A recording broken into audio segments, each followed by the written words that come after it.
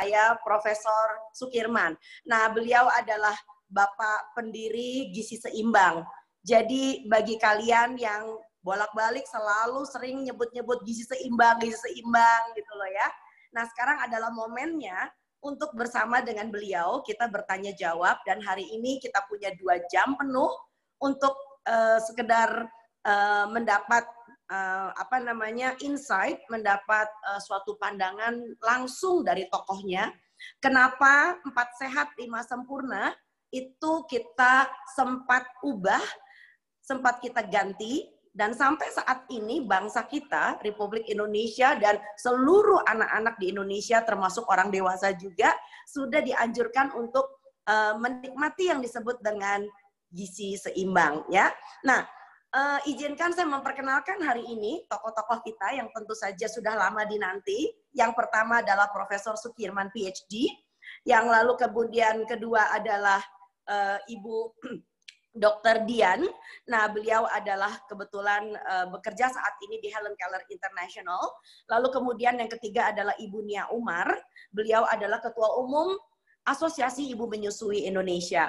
Dan yang terakhir tapi tidak kalah pentingnya adalah Ibu Firdausi. Beliau adalah seorang ibu dari pulau yang tidak jauh sebetulnya dari Pulau Jawa, yaitu Pulau Sumbawa.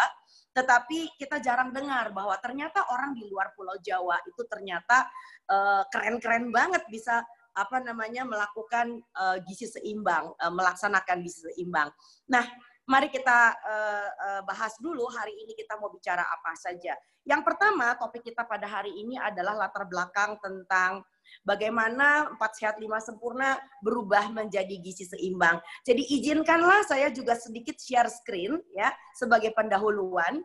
Izinkan saya melakukan share screen ya, bahwa ternyata Indonesia sudah punya yang disebut dengan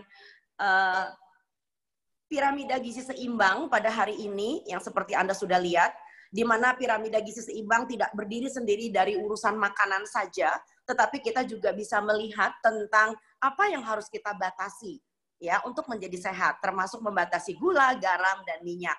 Dan tidak berdiri sendiri sebagai makanan, kita juga harus mempunyai banyak sekali aktivitas, termasuk aktivitas fisik, lalu kemudian mencuci tangan. Jadi mencuci tangan itu sebetulnya sudah ada sebelum pandemi. Cuma gara-gara si COVID-19 yang nakal ini, maka kita diingatkan kembali untuk cuci tangan. Begitu pula dengan memantau berat badan. Jangan sampai work from home, lalu kemudian enak-enakan di rumah beratnya naik deh. Lalu minum air putih 8 gelas bagi mereka yang tidak mempunyai masalah kesehatan. Bukan cuma Indonesia saja yang menempati gizi seimbang. Ternyata kita punya piramida juga di negeri lain. Ini adalah salah satu contoh ya, sesuai. Kalau kita punya tumpeng ya, tumpeng kalau tadi kita Indonesia punya tumpeng gizi seimbang. Ternyata di Republik Rakyat Tiongkok mereka mempunyai yang disebut dengan pagoda. Kurang lebih sama seperti apa yang kita miliki di tanah air. Nah, ini Jepang, mari kita lihat. Ternyata bangsa Jepang juga mempunyai yang disebut dengan gasing piramida seimbang. Ya, gasing itu bisa seimbang karena dia berputar. Jadi dengan kata lain, ayo kita bergerak, ayo kita bergerak. Dengan kita bergerak, maka sambil dengan mengkonsumsi makanan-makanan yang sehat, maka insya Allah gizinya akan menjadi seimbang. Lalu mari kita lihat lagi. Nah, ternyata gizi seimbang itu dipermudah bagi semua orang, untuk bisa melaksanakannya dalam kehidupan rumah tangga sehari-hari. Caranya bagaimana? Kita klopkan dengan isi piringku. Jadi kalau kita lihat di situ, sekali lagi, isi piringku sudah dicanangkan oleh Kementerian Kesehatan Republik Indonesia sejak tahun 2017, tepatnya di bulan Oktober. Nah, di isi piringku kita membagi sebelah kanan itu ada sayur dan buah, kita punya kompartemen sebelah kiri ada lauk pauk, ada makanan pokok, dan makanan pokok itu tolong diingat bukan cuma nasi putih loh ya, ada ubi, singkong, kentang, jagung, ganyong, kimpul, talas, waduh Indonesia tuh kaya sekali. Lalu sekali lagi, ternyata isi piringku juga harus dibarengi dengan cuci tangan pakai sabun, lalu melakukan aktivitas fisik 30 menit sehari, dan tentunya minum air 8 gelas sehari, kecuali kalau Anda punya kondisi khusus. Mau lihat di negara tetangga? Yuk mari kita lihat. Nah, tebak ini dari negara mana? Bukan Amerika, jauh banget. My Healthy Plate ini dari Singapura. Sudah Anda lihat bahwa di Singapura juga ternyata mereka membagi sayur dan buah di sebelah kanan ya. dari piring mereka. Lalu ternyata mereka juga menggunakan nasi, dan di situ tipikal diberikan catatan bahwa it is better to take brown rice and whole meal if you want to have the bread, ya toh. Lalu kemudian kita juga melihat bahwa Singapura juga membagi piring makannya dengan protein hewani dan tentu saja dengan protein nabati. Mereka terkenal dengan istilah tofu, ya kan. Di situ juga diimbangi dengan minum air secukupnya, menggunakan minyak yang lebih sehat, dan aktif bergerak. Coba lihat kita nonton negara tetangga satunya lagi. Ini dia. Quarter half. Oke, suku-suku separuh. Ini kira-kira dari mana? Dari Malaysia, Bapak Ibu. Ya, bahkan negeri Malaysia juga mereka melakukan pembagian piring makannya dengan sangat bijak. Yang kurang lebih mirip dengan kita. Mereka menggunakan sayur, ada buah, lalu kemudian tentu saja ada lauk yang berasal dari protein nabati dan juga protein hewani. Di sana disebutkan bahwa ternyata yang disebut dengan makanan pokok bukan cuma sekedar nasi, tapi mereka mengatakan bahkan juga ada produk-produk bijirin, cereal products, dan tentu saja umbi-umbian atau nama lainnya adalah tubers.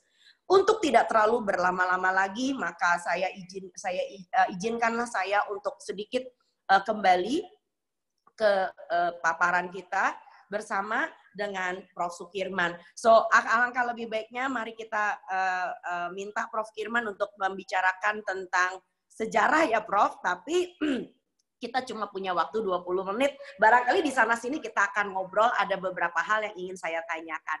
So, dalam pertemuan kita hari ini, anggap aja saya nggak ngerti apa-apa. Saya adalah murid Prof yang paling novice. Lalu kemudian izinkan saya ingin memotong, mohon maaf bukannya saya kasar atau tidak sopan, tapi barangkali izinkan saya mewakili bagi para pemirsa untuk bisa sedikit lebih jelas lagi tentang pergeseran ini. Prof, silahkan, monggo, the time is yours. Terima kasih Dr. Tan, Dr. Utami dan lain-lain. Terima kasih atas kesempatan ini. Pertama-tama saya bukan penemu gizi seimbang ya. Saya nanti kira sok.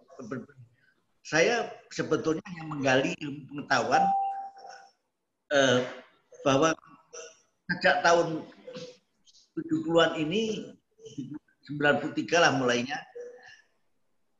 Slogan 4 Sehat 5 Sempurna di dunia yang Basic 4. Jadi sebenarnya semua negara dulu punya 4, tidak pakai 5 sempurna, 4 sehat Basic 4. Basic 4 ternyata sudah tidak sesuai dengan kebutuhan dan terkait pedoman itu adalah dalam rangka mengatasi suatu masalah.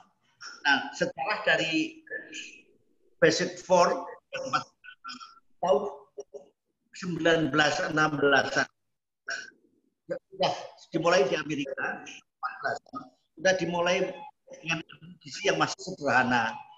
Jadi dan penekanannya banyak di protein, dan protein waktu itu ilmu gizi memang fokus perhatian ilmu gizi di zat yang baru ditemukan tahun-tahun itu sehingga menjadi primadona segala macam. Dan sumber protein banyak melimpah di Eropa dan Amerika.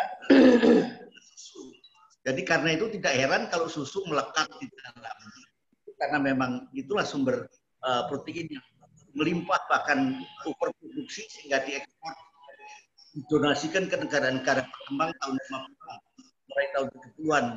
Semua negara miskin dari berkembang terima donasi termasuk Indonesia.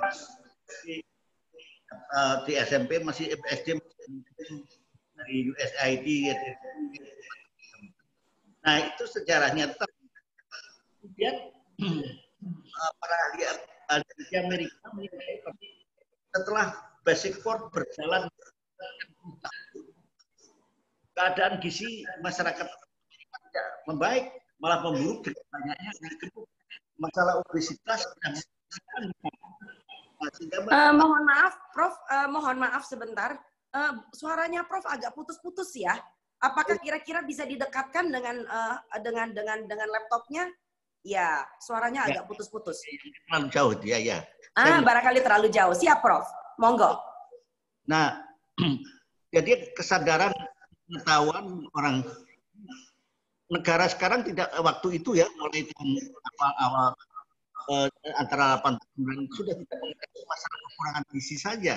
Kita masih bicara kurang gizi. Kita sudah menghadapi 2 masalah.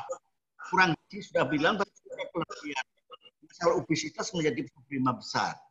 Nah, itu direkognize oleh FAO dan WHO. Maka tahun 1993 diadakan konferensi Nutrition Internasional di Roma. Dan kebetulan saya mewakili Bapenas saat itu. Dihadir di sana membicarakan masa depan program gizi itu bagaimana, karena kita akan menghadapi namanya double burden. Beban ganda, di negara berkembang masih ada kekurangan, tetapi juga di sana mulai ada masalah kelebihan, masalah obesitas. Nah, lalu salah satu strategi adalah merubah strategi pendidikan gizi yang pada waktu itu semua negara berbasis kepada berbasis pada basic four, 4 sehat itu. Nah, sehingga harus ditinjau kembali. Nah, konferensi itu menganjurkan negara ke negara untuk meninjau kembali untuk memasukkan unsur-unsur lain kecuali makanan. Di 4 sehat itu memang ilmunya waktu itu ya begitu-begitu juga. Gizi itu ya cuma makanan, ngomong protein. Padahal perkembangannya gizi tidak hanya makanan. Masalah sanitasi, masalah kemiskinan, masalah teknologi, perkembangan teknologi pangan, macam-macam itu sudah menjadi bagian. Jadi tidak relevan lagi kalau kita hanya ngomong protein, ngomong makanan ini. Maka orang Amerika mulai menciptakan, mulai tahun 93 itu mulai menciptakan piramida food guide piramid. Jadi piramida di situ dibagi-bagi mengenai kelompok makanan dan selalu ada aktivitas lain. Jadi yang tadi sudah disinggung oleh Dr. Tan, ada masalah kebersihan, kemudian masalah aktivitas olahraga, dan kemudian juga masalah, jadi kebersihan sudah, olahraga sudah, kemudian kita menjaga berat badan. Itu ada karena ada tujuan waktu itu kita harus mulai memonitor masing-masing individu bisa memonitor berat badannya sendiri dan dimasukkan di dalam kain piramid. Prof, boleh saya potong sebentar? Barangkali pemirsa perlu tahu ya, kenapa sih susu itu tidak dimasukkan lagi sebagai penyempurna, Prof? Kenapa dengan kita menggunakan gizi seimbang lalu susunya nggak masuk? Ada alasan apa? Itu yang diprotes banyak orang karena di dalam ilmu gizi susu tidak merupakan makanan istimewa. Ya, zamannya tahun 50-an ya, karena semua protein itu yang dianggap protein ya susu. Tapi ilmu pengetahuan lebih luas bahwa sumber protein itu banyak. Dan tidak hanya itu, jadi kenapa mesti susu menjabat istimewa? Ada daging, ada telur, ada ikan, ada segala macam. Nah, kita tidak bisa berdebat dari situ karena ya harusnya sama. Nah, di itu kompromi dimasukkan. Sekarang kan di food guide semua masuk di dalam kelompok sumber protein hewani. Susu itu. Oke, jadi barangkali supaya pemirsa menjadi jelas ya bahwa bukan berarti kita itu julid dengan susu ya Prof ya. Orang zaman sekarang ngomongnya tuh julid gitu loh ya. Bukan berarti kita menihilkan susu, tetapi susu itu adalah bagian dari protein gitu loh ya. Jadi betul, jadi kita tidak mengatakan bahwa jadi seakan-akan kalau misalnya kan kalau ibu-ibu lagi gelisah anaknya nggak doyan makan, dikit-dikit susu ya. Akhirnya lalu kemudian kita punya problem. Problemnya adalah anaknya jadi kelebihan susu tapi tidak dididik untuk menjadi anak yang makan. Barangkali seperti itu ya Prof ya. Betul. Ya, jadi maka dari itu. Lalu bagaimana sekarang dengan istilah bahwa kalau seandainya nih kita kaitkan dengan pandemi sekarang ya Prof ya, kok kesannya kayak orang itu kalau mau sehat, oke, yang satu katanya madu, kedua empon-empon, ketiga jangan lupa minum susu. Bahkan banyak sekali orang kalau memberikan sumbangan donasi kepada nakes, kepada panti asuhan, kepada rumah-rumah panti werda, itu biasanya selalu ada iming-iming dalamnya tuh ada susu apapun mereknya. Nah, kalau melihat kondisi kayak begini, menurut Prof. Kirman gimana, Prof? Ya itu salah kaprah orang karena sudah kadung cinta susu dan karena 4 sehat 5 sempurna itu luar biasa. Saya pernah menulis semua yang saya katakan itu ada di dalam buku, saya sudah tulis tahun 2000. Itu salah satu penilaian saya, suatu alat media komunikasi yang paling efektif dan paling terkenal di zamannya tahun 50 sampai tahun 70. Itu memang 4 sehat 5 sempurna, bukan main. Itu semua mengakui. Sangat praktis dan sangat itu. Ya tetapi dari ilmu gizi 4 sehat itu adalah produk ilmu pengetahuan. Dasarnya ada ilmu pengetahuan gizinya. Nah, yang menjadi masalah pertama kali waktu saya mulai kasih kuliah, anak mahasiswa yang kritis mulai menanya, dasarnya apa, Prof? Susu lalu bisa menjadi istimewa, menjadi penyempurna. Ah, susah mulai kalau mahasiswa kritis karena di dalam ilmu gizi sumber protein ya sama aja.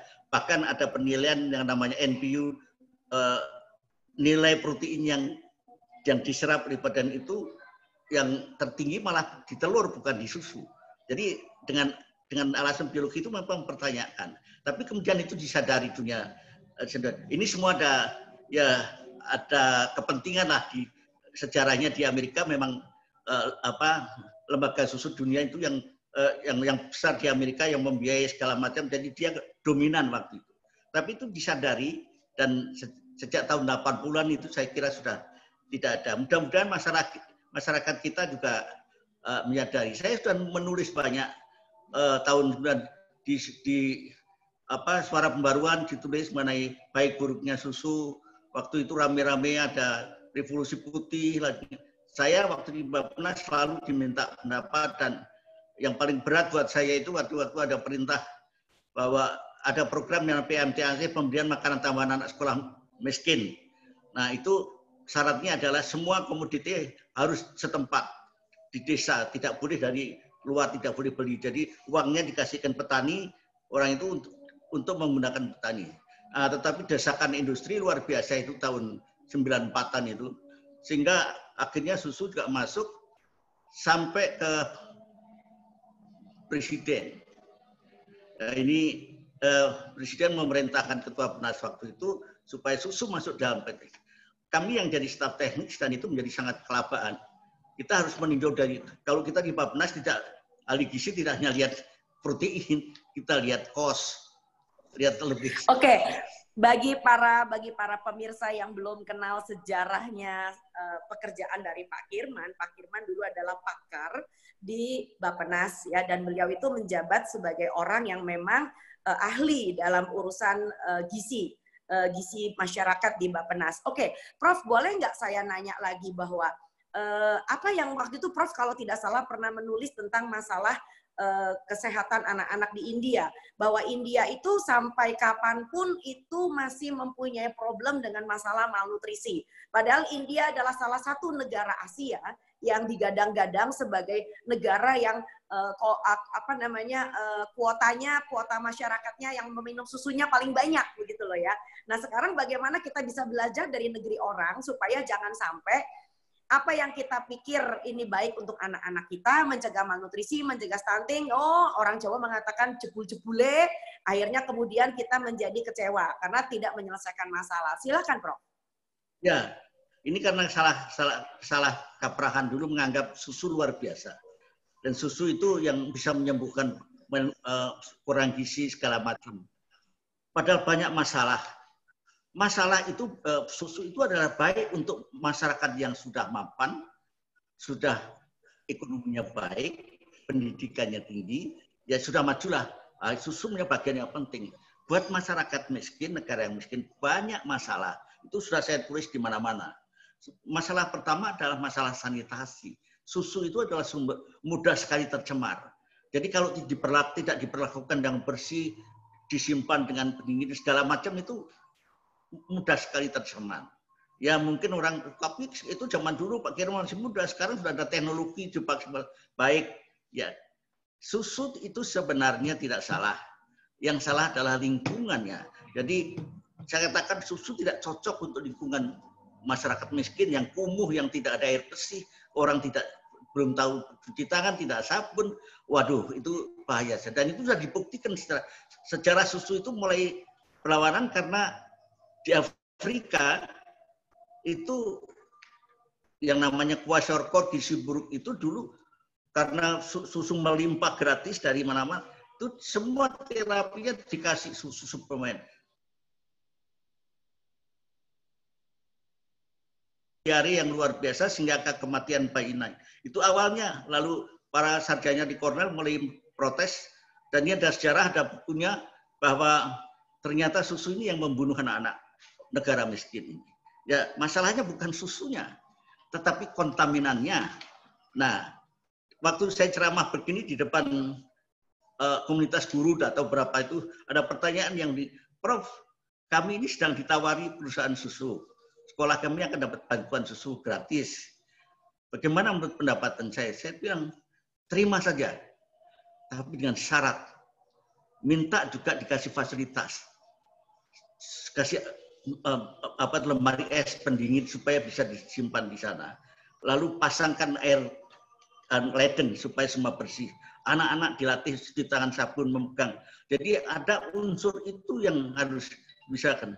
Terus akhirnya perusahaannya tidak mau, ya tidak tahu apakah jadi apa tidak. Tapi rasionalnya di situ. Susu itu masih sangat rawan buat masyarakat yang masih miskin.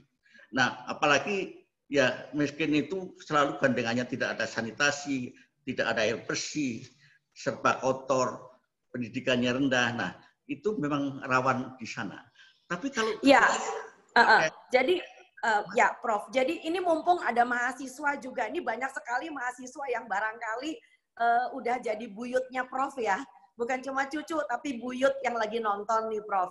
Alangkah baiknya kalau Prof bisa juga memberikan masukan apabila mereka ingin membuat penelitian-penelitian tentang masalah malnutrisi dan hubungannya terutama juga dengan makanan atau dengan susu. Nah, sebab barangkali Prof sebagai sesepuh dalam hal ini juga sebagai akademisi, kita tahu bahwa begitu banyak orang yang masih belum paham tentang makna penelitian. Sehingga kalau seandainya kita mau menghubung-hubungkan antara malnutrisi, stunting, hanya dengan memberikan salah satu jenis asupan makanan, tentu hal itu menjadi tidak bijak. Apalagi kalau menggunakan metodenya misalkan hanya sekedar cross-sectional misalnya seperti itu. Nah, bagaimana kalau seandainya Prof bisa memberikan suatu masukan lagi tentang kalau seandainya toh kita ingin membuat suatu penelitian tentang makanan dan sebagainya, sebaiknya seperti apa, Prof? Ya, ini memang topik yang menarik buat anak-anak S1 ini. Dulu selalu usulannya gitu, Pak, gizi buruk dengan makanan ini, diberi ini, begitu. Ya, ini kaitannya dengan itu adalah masalah yang kompleks. Kekurangan gizi bukan hanya karena makanan, apalagi bicara stunting. Sangat kompleks sekali. Penelitian yang baru diterbitkan oleh profesor dari Australia dengan dokter dari ahli masyarakat di UKM menemukan ada 20 variabel yang bisa menyebabkan kesalahan. Jadi memang masalah gizi itu hanya soal ini kesalahan pelajaran gizi. Memang saya harus menyebut gizi itu ada macam-macam ya. Ada gizi kimia, ada gizi biologis, ada gizi medik, ada gizi masyarakat, ada gizi pembangunan yang namanya yang terakhir. Kalau saya bicara karena 20 tahun di Bappenas, kalau mikirin gizi itu tidak hanya mikirin gizi, tapi mikirin politiknya, mikirin uangnya, mikirin programnya, mikirnya strategi, macam-macam. Jadi kompleks sekali, jadi tidak sederhana itu. Nah, kalau mau bikin penelitian sederhana, ya bintang bayi yang gizi buruk ditimbang, oh ya gizi buruk ditambah setelah itu ditumbuk kasih sebelahnya dikasih susu, kemudian naik berat badannya dikatakan ya susunya betul, susu itu ternyata menaikkan berat badan. Itu adalah penelitian awal-awal untuk latihan untuk anak S1 atau S3 D3. Jadi kalau penelitian dengan variabel yang banyak itu tidak bisa dengan cross-sectional, 2 variabel digandeng begitu. Dia harus dikontrol dengan segala faktor. Nah, kalau misalnya stunting itu ada 20 variabel yang harus dikontrol. Itu memerlukan desain yang luar biasa. Dan desain yang sudah dilakukan di Guatemala yang menemukan penelitian bahwa stunting menyebabkan segala macam kejelekan itu 8 tahun longitudinal dari anak balita sampai lulus SMA sampai perguruan tinggi diukur semua. Nah, memerlukan penelitian desain riset yang lebih kompleks. Nah, itu biasanya yang menjadi topik riset anak. Gitu kalau ya, jadi kalau begitu barangkali bisa saya berikan sedikit highlight dalam hal ini bagi para pemirsa, para pendengar sekalian bahwa sangat dianjurkan apabila kita sudah mulai bicara tentang malnutrisi apalagi mulai ke ranah stunting, tentu sangat tidak bijak kalau kita hanya memprimadonnakan satu sumber pangan. Prinsipnya adalah susu adalah bagian dari protein hewan. Dan protein hewan itu bisa macam-macam, itu yang pertama. Dan yang kedua, masalah malnutrisi dengan stunting, seperti kita lihat dari gizi seimbang itu sendiri, itu bukan melulu tentang masalah makanan, tetapi juga bicara tentang food safety, food hygiene, bicara edukasi, bicara tentang ekonomi. Jadi akan sangat salah kaprah apabila kita meneliti tentang masalah malnutrisi dan stunting hanya dilihat dari satu jenis makanan, lalu kita mengatakan, oh makanan X lalu membuat atau minuman X membuat masalah stunting bisa terselesaikan atau terangkat minimal. Prof, ada pertanyaan nakal dari pemirsa saya. Ditanyakan demikian bahwa, oh apakah karena kita sekarang ini karena pandemi, orang jadi sadar kita harus cuci tangan, harus bersih, harus hidup resik, maka itu akan sedikit memberikan suatu pencerahan atau sedikit memberikan perbaikan dari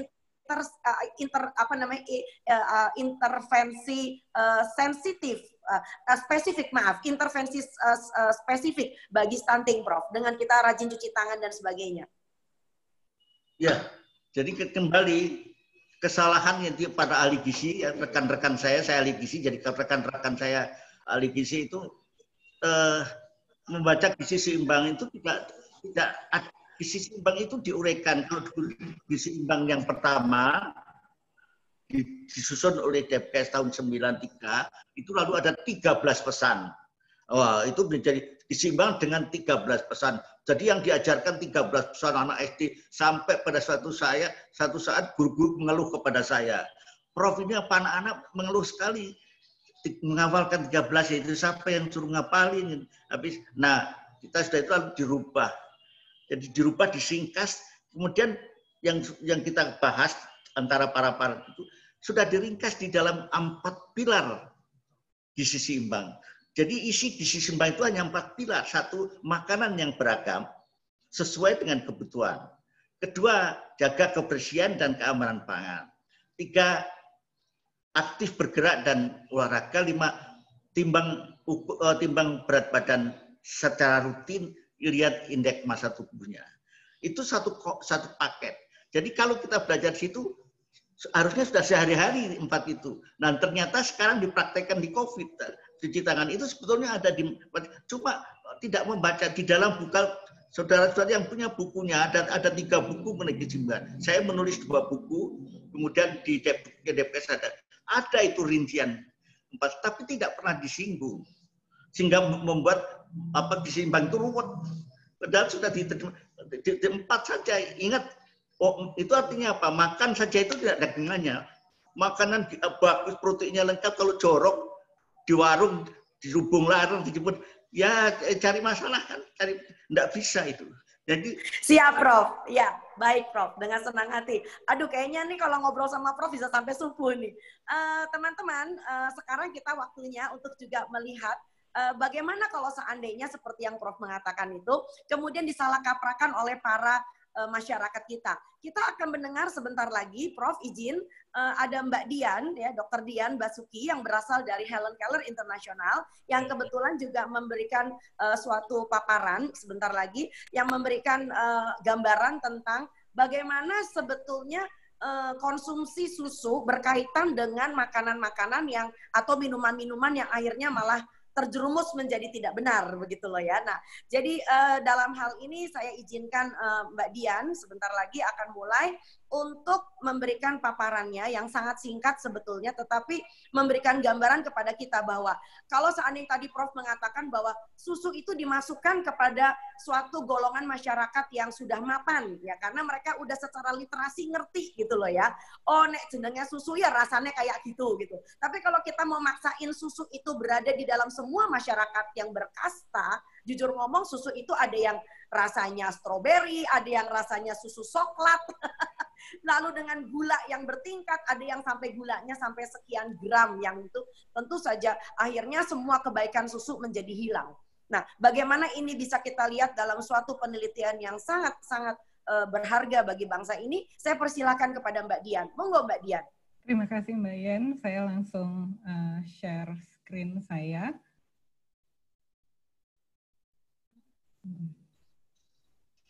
Oke, sudah keluar ya.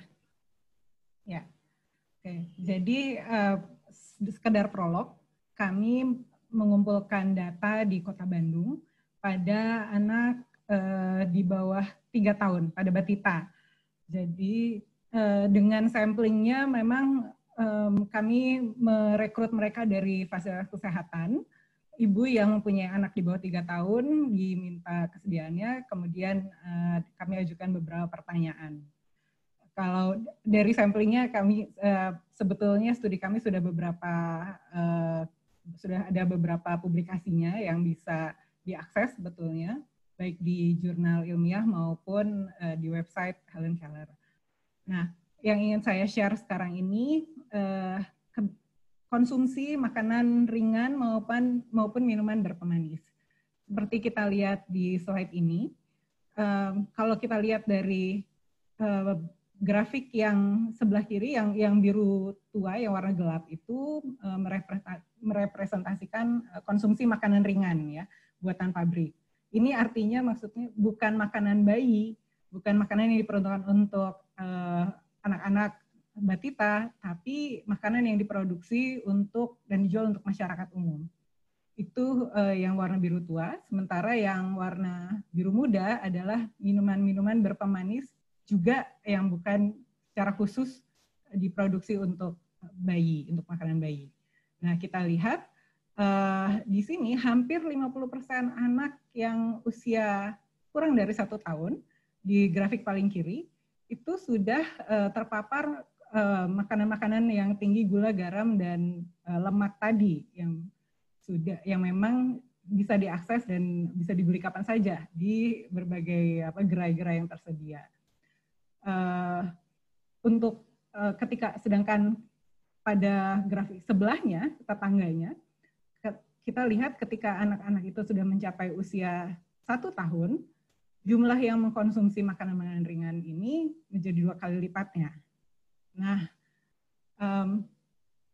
kalau kemudian kita lihat begitu anak ini mencapai usia 2 tahun, di grafik yang nomor 2 dari sebelah kanan, hampir semuanya mengkonsumsi makanan-makanan ringan yang tinggi gula, garam, dan lemak tadi, yang sebetulnya tidak diproduksi untuk kelompok umur ini.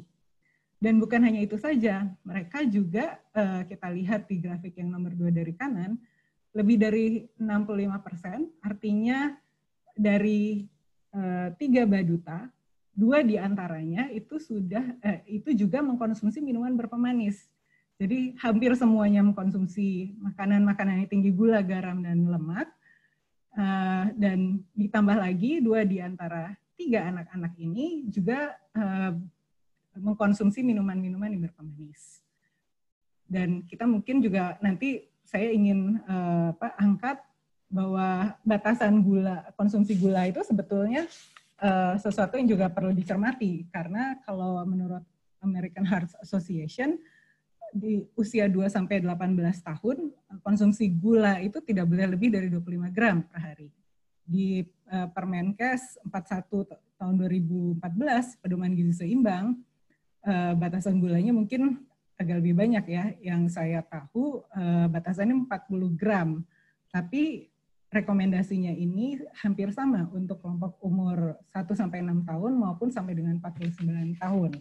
Jadi bagaimanapun ini sesuatu yang menurut saya kita perlu lebih cermat, karena sebetulnya dosis konsumsi gula pada kelompok umur ini apakah betul bisa disamakan pada anak-anak yang umur di bawah 3 tahun dengan yang pada dewasa, remaja ataupun pada dewasa. Nah, yang berikutnya kita lihat kalau dirinci berdasarkan kelompok umur dan berapa kali mereka mengkonsumsi makanan yang tinggi gula, garam, dan lemak tadi, yang sekali lagi sebetulnya tidak diperuntukkan untuk kelompok umur ini, itu cukup memprihatinkan, karena di sini kita lihat setengah dari anak-anak usia yang kurang dari 1 tahun ini sudah diberi makanan-makanan tadi setidaknya 1-2 kali sehari, dan kemudian ini meningkat 2 kali lipat pada kelompok usia berikutnya. 2 dari 3 baduta sudah terbiasa mengkonsumsi setidaknya 2 kali bahkan lebih makanan-makanan ringan itu dalam sehari. Nah, ini yang kemudian perlu dicermati.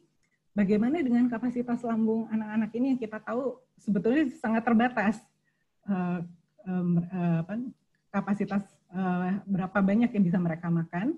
Sementara tentunya ini makanan yang mereka konsumsi ini hanya mewakili satu kelompok jenis makanan. Mungkin hanya tinggi karbohidratnya dan ditambah dengan tambahan gula, garam, dan lemak tadi. Nah, yang terakhir yang ingin saya bagi di sini adalah apa yang kami temukan dari susu pertumbuhan yang dijual di pasaran. Kami melihat ternyata 97% susu pertumbuhan yang datanya ini kami peroleh dari 6 kota besar di Indonesia, kemudian dilihat kandungan gulanya, 97% ternyata mengandung setidaknya 1 jenis atau lebih. Jadi kalau dari nilai ratanya sebetulnya 5 jenis. Dan di sini kita lihat yang paling banyak digunakan, pemanis atau gula tambahan yang paling banyak digunakan adalah sukrosa dan laktosa maupun derivat-derivatnya. Sementara berdasarkan standar kodeks yang sedang diajukan di FAO di sana, sukrosa dan fruktosa itu sesungguhnya tidak boleh dipergunakan sebagai pemanis susu pertumbuhan. Tapi bisa kita lihat di sini ada sampai 4 jenis yang ada kandungan sukrosa atau fruktosanya, dan itu ditemukan sekaligus dalam susu-susu pertumbuhan tadi. Ini yang mungkin yang secara singkat yang bisa saya sampaikan dari Kota Bandung untuk Prof dan Dr. Tan. Mbak Dian, menarik banget. Boleh nanya ya Mbak Dian ya? Oke. Kalau misalkan saya sebagai orang awam nih, saya akan bertanya begini, produk-produk yang Mbak Dian sebutkan tadi, yang ada di pasaran dari warung sampai supermarket, itu kan sebetulnya sudah melalui BPOM, ya kan? Itu bukan diproduksi oleh produsen abal-abal loh Mbak, banyak yang sudah produsen yang terkenal, mendunia bahkan. Nah, bagaimana mungkin kalau seandainya dari perusahaan yang memang sudah outstanding di Indonesia, yang punya nama, bahkan iklannya bertebaran di televisi maupun di medsos, itu bisa lolos dari BPOM. So, dalam hal ini bagaimana peranan pemerintah menurut Mbak Dian? Yang mungkin yang bisa kita lakukan adalah memberi semacam aturan, kode, atau setidaknya tanda di produk-produk tersebut peruntukannya. Sebetulnya produk itu diperuntukkan untuk kelompok umur berapa. Mungkin ada beberapa produk yang sekarang kita sudah lihat ya, ketika kita membicarakan susu kental manis misalnya, itu sudah kemudian ada disclaimer-nya, tidak untuk dikonsumsi anak yang usianya berapa gitu ya, ke bawah. Sementara produk-produk yang lainnya sebetulnya mungkin juga perlu dipertimbangkan untuk mencantumkan disclaimer itu. Karena kenyataannya yang bisa kita lihat paling tidak dari kota Bandung yang hanya 200-an kilo jaraknya dari Jakarta, kondisinya seperti ini. Ini juga yang mungkin bisa menjadi pertimbangan ketika mempertimbangkan kenapa di kota besar pun juga ditemukan stunting gitu. Padahal akses terhadap makanan itu sama sekali tidak jadi kendala. Kalau tentu berbeda dengan di kabupaten kota yang memang akses geografisnya yang menjadi kendala untuk akses ke makanan. Tapi kota kuliner ini ternyata kondisi yang kami temukan adalah seperti ini. Mute, Mbak. Ya, jadi kalau seandainya nih kita juga bisa melihat bahwa ternyata minuman-minuman berpemanis yang tidak luput dari apa yang kita temui di kampung-kampung ya, seperti yang saya juga pernah temui ketika saya ada di Palu, ketika saya ada di Lombok waktu kita bencana waktu itu. Nah, ternyata di warung-warung itu yang paling duluan muncul, yang paling banyak diserbu anak-anak kalau kayak jam segini nih, sore-sore jam 4 begini, itu mereka tuh hiburan mereka tuh ke warung, Mbak, gitu loh ya. Jadi itu betapa makanya masyarakat Indonesia juga kelar pandemi yang bakal diserbu pertama kali adalah barangkali mall ya.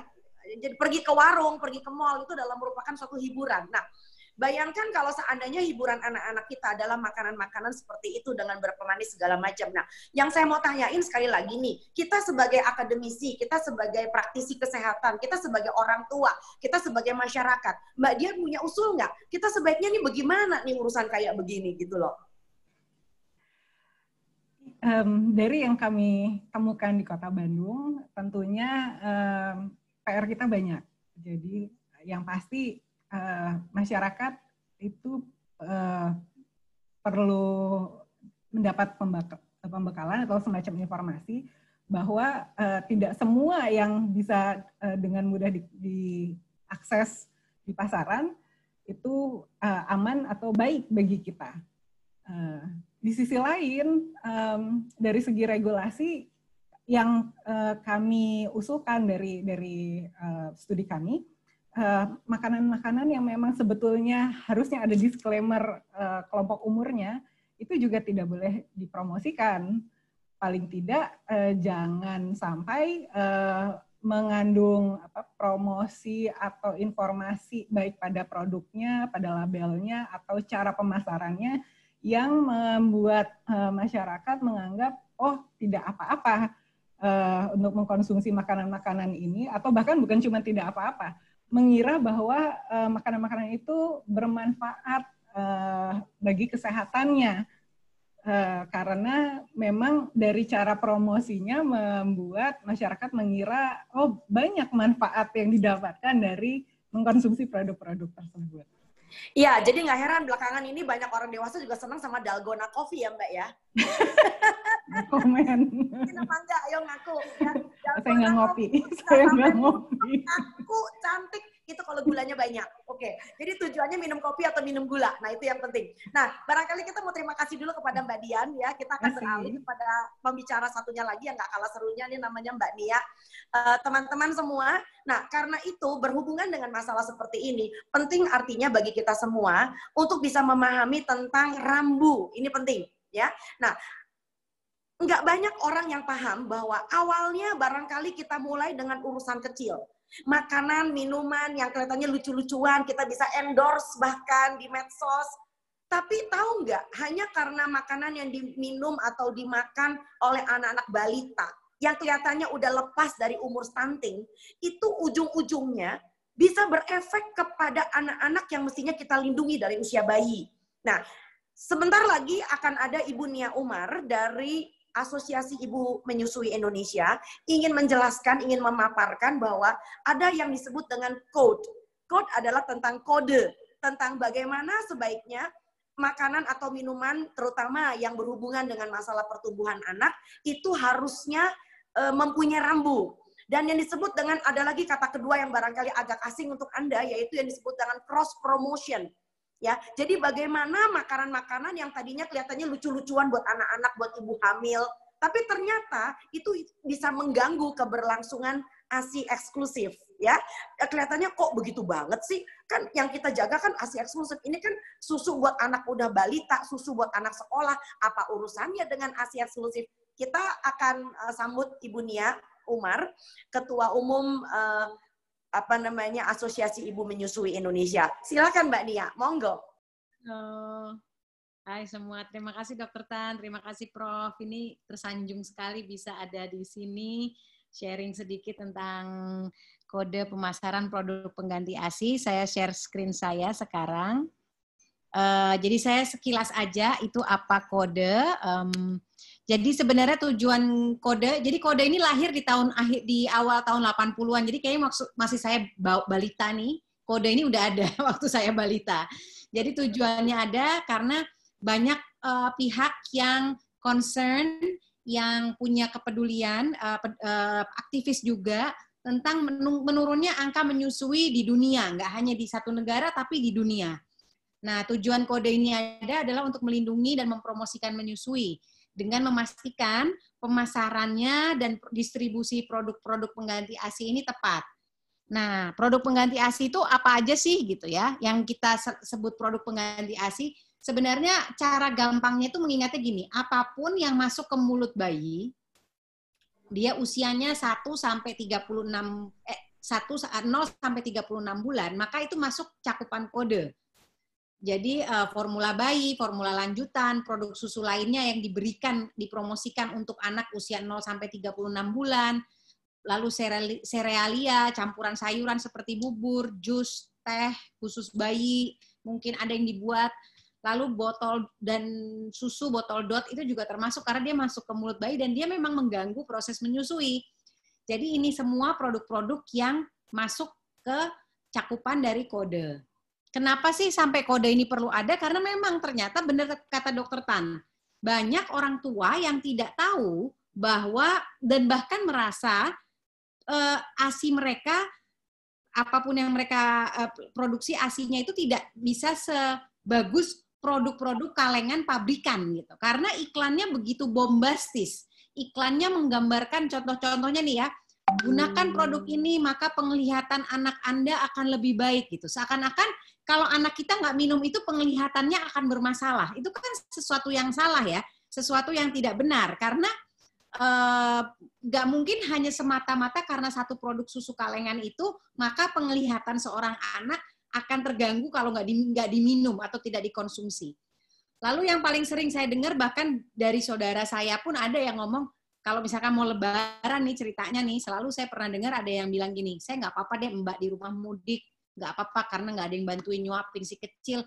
Yang penting saya sudah nyetok susu-susunya, jadi kalau anak nggak mau makan, ya udah jelek kasih aja susu sehari sampai 12 botol deh, yang penting tuh anak minum susu. Jadi benar-benar susu ini dianggap penyelamat, yang nggak makan ya nggak apa-apa gitu. Padahal kan tadi kata Prof benar, kalau susu ini bukan kesempurnaan gitu. Tapi banyak ibu-ibu merasa kalau nggak minum susu anaknya nggak sehat, anaknya nggak tumbuh berkembang dengan baik, anaknya ntar stunting gitu. Dan yang lebih menyedihkan, yang saya sering temui di lapangan nih, contohnya misalkan gak usah jauh ya dok, saya 2 tahun yang lalu pernah mengantarkan jurnalis ke daerah Cilincing, itu ada ibu-ibu yang rumahnya memang kondisinya sangat menyedihkan ya, itu dia anaknya umur 3 tahun, minum susu, dia bikin sendiri dari botol yang udah kotor, lalu dimasukin pakai sesaset susu kental manis, diaduk-aduk pakai air, dikocok-kocok pakai air, dan anaknya minum itu, dan ibunya merasa anak itu minum susu gitu. Jadi dia anak itu nggak makan pun nggak mau makan ya karena ibu anaknya udah dirasa minum susu walaupun itu kental manis dianggap sudah minum susu. Ini yang sebenarnya tujuan kode ini adalah untuk supaya masyarakat ibu-ibu keluarga Indonesia anak-anak ini terlindungi bahkan bukan hanya Indonesia sedunia bahkan karena memang promosinya memang luar biasa dan sering sekali unethical. Unethicalnya kenapa? Karena kita lihat aja di sini. Slide saya selanjutnya akan kita lihat sebentar. Kenapa ini freeze? Halo? Ya, Oke, masih bisa? Barangkali mesti di-share dulu, share konten, Mbak. Tolong. Oh iya, sorry. Saya belum share screen ya, saking semangatnya ya tadi ya cerita ya. Ya ampun. Sebentar, share screen. Oke, jadi kita lihat promosinya itu memang luar biasa gitu. Jadi kelihatan gambar ini yang saya share di sini. Promosinya melewati apa saja nih? Kita lihat dari iklan media massa, perusahaan, toko retail, semua melalui banyak tempat, melalui banyak program-program, melalui konflik kegiatan-kegiatan yang memiliki konflik kepentingan. Itu semua tujuannya satu, tujuannya ke ibu dan bayi, ibu dan anak, keluarga gitu. Ini yang menjadi tantangan sekali buat kita bersama, bagaimana kita bisa membentengi, bisa membantu keluarga untuk bisa menyadari bahwa sebenarnya iklan-iklan pemasaran itu tidak semuanya beneficial buat konsumen gitu. Jadi tadi kalau saya bisa share sedikit sebelum slide ini, tadi ya kode itu mencakup apa saja, ini dia bagiannya. Dan yang terakhir saya mau ceritain sedikit cross promotion yang tadi Dr. Tan sempat bilang, ini contohnya yang paling gampang. Kita lihat di Indonesia kebijakannya kita melarang iklan-iklan susu bayi 0 sampai 1 tahun. Tetapi susu di luar itu boleh bebas diiklankan. Mulai dari susu ibu hamil, susu ibu menyusui, sampai susu untuk anak 1 tahun ke atas. Padahal kode sendiri cakupannya adalah sampai 36 bulan kalau kode internasional. Jadi kita lihat ternyata ini yang tanda tanya kita lihat karena memang tidak masalah di Indonesia boleh diiklankan gitu. Tetapi sebenarnya kalau dari kode internasional pemasaran produk pengganti ASI harusnya ini tidak boleh dipromosikan karena ini juga mengganggu proses menyusui. Nah, kenapa sih semua kemasannya mirip, warnanya sama, logonya mirip? Karena tujuannya itu. Bahkan ada sebuah penelitian di Australia yang menunjukkan bahwa banyak orang tua yang tidak bisa membedakan susu pertumbuhan untuk anak yang lebih besar dengan susu bayi. Jadi mereka memandang, oh mereknya itu, warnanya itu, brandnya itu, ya udah yang dia lihat di TV iklannya buat untuk anak besar, ketika anaknya mengalami kesulitan menyusui ya dia carilah produk itu. Padahal itu sekali lagi itu mengundermine proses menyusui mereka. Jadi ketika mereka mengalami kesulitan menyusui, bukan mencari bantuan menyusui, tetapi beralih langsung ke produk-produk ini. Ini yang kami, kalau kami di AIMI sangat prihatin dan sangat menyuarakan ini dengan sangat kencang sekali gitu ya. Karena kami merasa bukan formulanya. Jadi gini, kami tidak pernah menghakimi pilihan seorang ibu untuk menyusui atau dia tidak menyusui, tidak. Yang kami sayangkan adalah promosi-promosi industri yang sangat-sangat unethical. Kami kami sadar penuh formula di kondisi-kondisi tertentu susu ini diperlukan. Bahkan untuk ibu-ibu yang relaktasi itu memang diperlukan sekali. Tetapi dengan aturan yang jelas, dengan cara penggunaan yang tepat sesuai dengan aturannya, bukan dengan promosi-promosi yang tidak etis. Jadi semoga jelas Dok, ini penjelasan singkat saya dan mungkin nanti kalau bisa ditambahkan juga oleh Dr. Tan dan Prof. Sukirman. Terima kasih. Aduh, keren banget Mbak Nia, semangat banget sampai lupa caranya share screen, padahal udah khatam dia. Parah. Grogi, okay, grogi parah. Ada Dr. Tan dan Prof. Sukirman. Oke, begini, barangkali ada yang bisa ditanya nih, ada yang bisa ditanya. Boleh nggak share screen-nya dimatiin dulu Mbak, supaya video-video orang pada keluar. Oke, share screen-nya kita stop broadcast. Sudah. Oke, thank you. Oke, nah jadi begini Mbak, kalau misalnya ada yang nanya nih, barangkali, Dok, kalau buat balita susunya apa? Saya mau share mau lempar pertanyaannya ke Mbak Nia deh. Kalau misalnya anak saya nih udah 3 tahun, susunya apa? Kan dia udah lepas daripada ASI. Kira-kira butuh susu apa? Ya sebenarnya tidak perlu minum susu, makan aja gizi seimbang yang seperti disarankan oleh Prof. Firman, makan makanan keluarga. Dan kadang-kadang gini loh Dok, yang banyak terjadi itu ibu-ibu, aku nih mau belajar masak MPASI, mau belajar masak untuk anakku gitu. Tetapi yang ditanyain tuh menu anaknya aja gitu. Jadi yang mau dikasih makanan satu kadang-kadang banyak ibu nih gini, anaknya aja tapi sekeluarga enggak. Padahal yang kita ingin lakukan adalah ketika kita ingin memberikan makanan sehat buat si anak, kita juga sekeluarga makan makanan itu gitu. Nah, makanya kami sangat senang sekali dengan konsep gizi seimbang, makanan keluarga, karena sebenarnya ini mengajak kembali kita ke fitrahnya, makan itu adalah makanan apa yang ada di keluarga kita, ya itu bayi juga ikut makan itu. Dan kalau udah di atas 3 tahun ya, kita juga kan tadi protein, susu adalah salah satu sumber protein. Nggak wajib sifatnya, ya kalau mau minum terserah. Nggak juga nggak apa-apa gitu. Dan tapi nggak perlu juga kan kayaknya yang diudek-udek atau dikocok-kocok gitu ya dok ya. Oke, saya jadi ingat waktu saya diundang sama Aimi ketika Aimi baru saja berulang tahun yang ke-13 ya. Saya selalu mengatakan yang diingat oleh mereka adalah susu yang di dalam botol dan kemasan dan segala macam kaleng serta kotak. Itu punya kasta loh ya. Padahal ASI itu nggak punya kasta gitu loh. Jadi bayangin saya sebagai seorang praktisi kesehatan, sebagai profesional, saya merasa berdosa kalau di publik saya ngomong bahwa anak umur sekian harus minum susu. Karena apa? Susu yang dibeli orang naik mobil dengan susu orang yang beli susu di warung, tentu kastanya beda, harganya beda, begitu loh ya. Itu membuat kenapa akhirnya saya jadi maknyus gitu loh ya. Nah, belum lagi ditambah nanti ada yang katanya susu. Nah, ini zamannya COVID nih. Susu pakai probiotik untuk meningkatkan imun tubuh. Ya, tetapi apa? Untuk mencegah anaknya supaya tidak diare ya, Prof ya. Susu itu kan harus dengan air mendidih kan ya.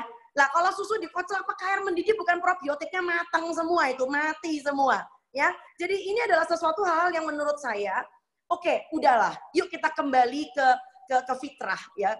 Dengan kita menjadi orang baru saja kelar Ramadan, kita menjadi fitri kembali, kita menjadi kembali ke fitrah. Yuk barangkali kita mau kembali ke Prof Firman. Ayo Prof, kita bicarakan lagi yang rame ini Prof. Siap, terima kasih Mbak Nia. Senang sekali bicara dengan Mbak Nia. Nanti kita akan saling timbrung ya dalam hal ini ya. Prof, nih ya. Ada yang nanya nih, ada yang banyak yang nanya gitu loh ya. Jadi, Prof kali gregetan. Sebelum saya meneruskan pertanyaannya, Prof ingin menimpali sesuatu nggak dengan paparan Mbak Dian dengan Mbak Nia? Silakan Prof, monggo. Membahas saja semua ini karena apa yang dikatakan Mbak Dian itu ya itulah masalah gizi kita yang menyebabkan kita tadi masih kita menghadapi masalah yang gawat sekali, obesitas. Itu tadi semua masalahnya di situ. Nah, mudah-mudahan para mahasiswa GISIAP bisa mendengarkan.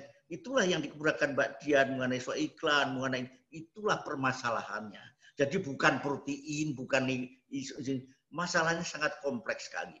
Memang tadi pembicaraan intinya kepada masalah susu, ya kan, balik susu formula, susu anak sekolah, kemudian ya, nyabian yang macam-macam itu.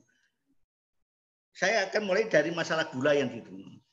Kalau masalah gula itu gampang sekali kan di piramida tumpeng gizi seimbang di ujungnya kurangi gula dan garam. Jadi itu adalah mindset pendidikan nomor 1 dari anak kecil, jangan dilatih main gula. Gula itu adalah adiktif. Makin sering makan gula, makin kurang manis, makin kurang manis. Karena itu dunia sudah mulai, maka itu muncul di pesan pertama kali itu kurangi gula, garam untuk hipertensi, gula untuk. Nah, tetapi ini kan tidak mudah karena gula itu adalah yang dilarang itu komponen bumbu yang enak. Jadi bumbu nggak ada gula, nggak ada garam, nggak ada itu nggak ada yang enak. Jadi selalu akan laku. Makanan apa saja kalau kurang lemaknya, kurang garam, kurang manis, ya nggak enak. Jadi itu masalah, itulah inti pendidikan gizi yang harus, nah ini ahli gizi harus memecahkan masalah ini.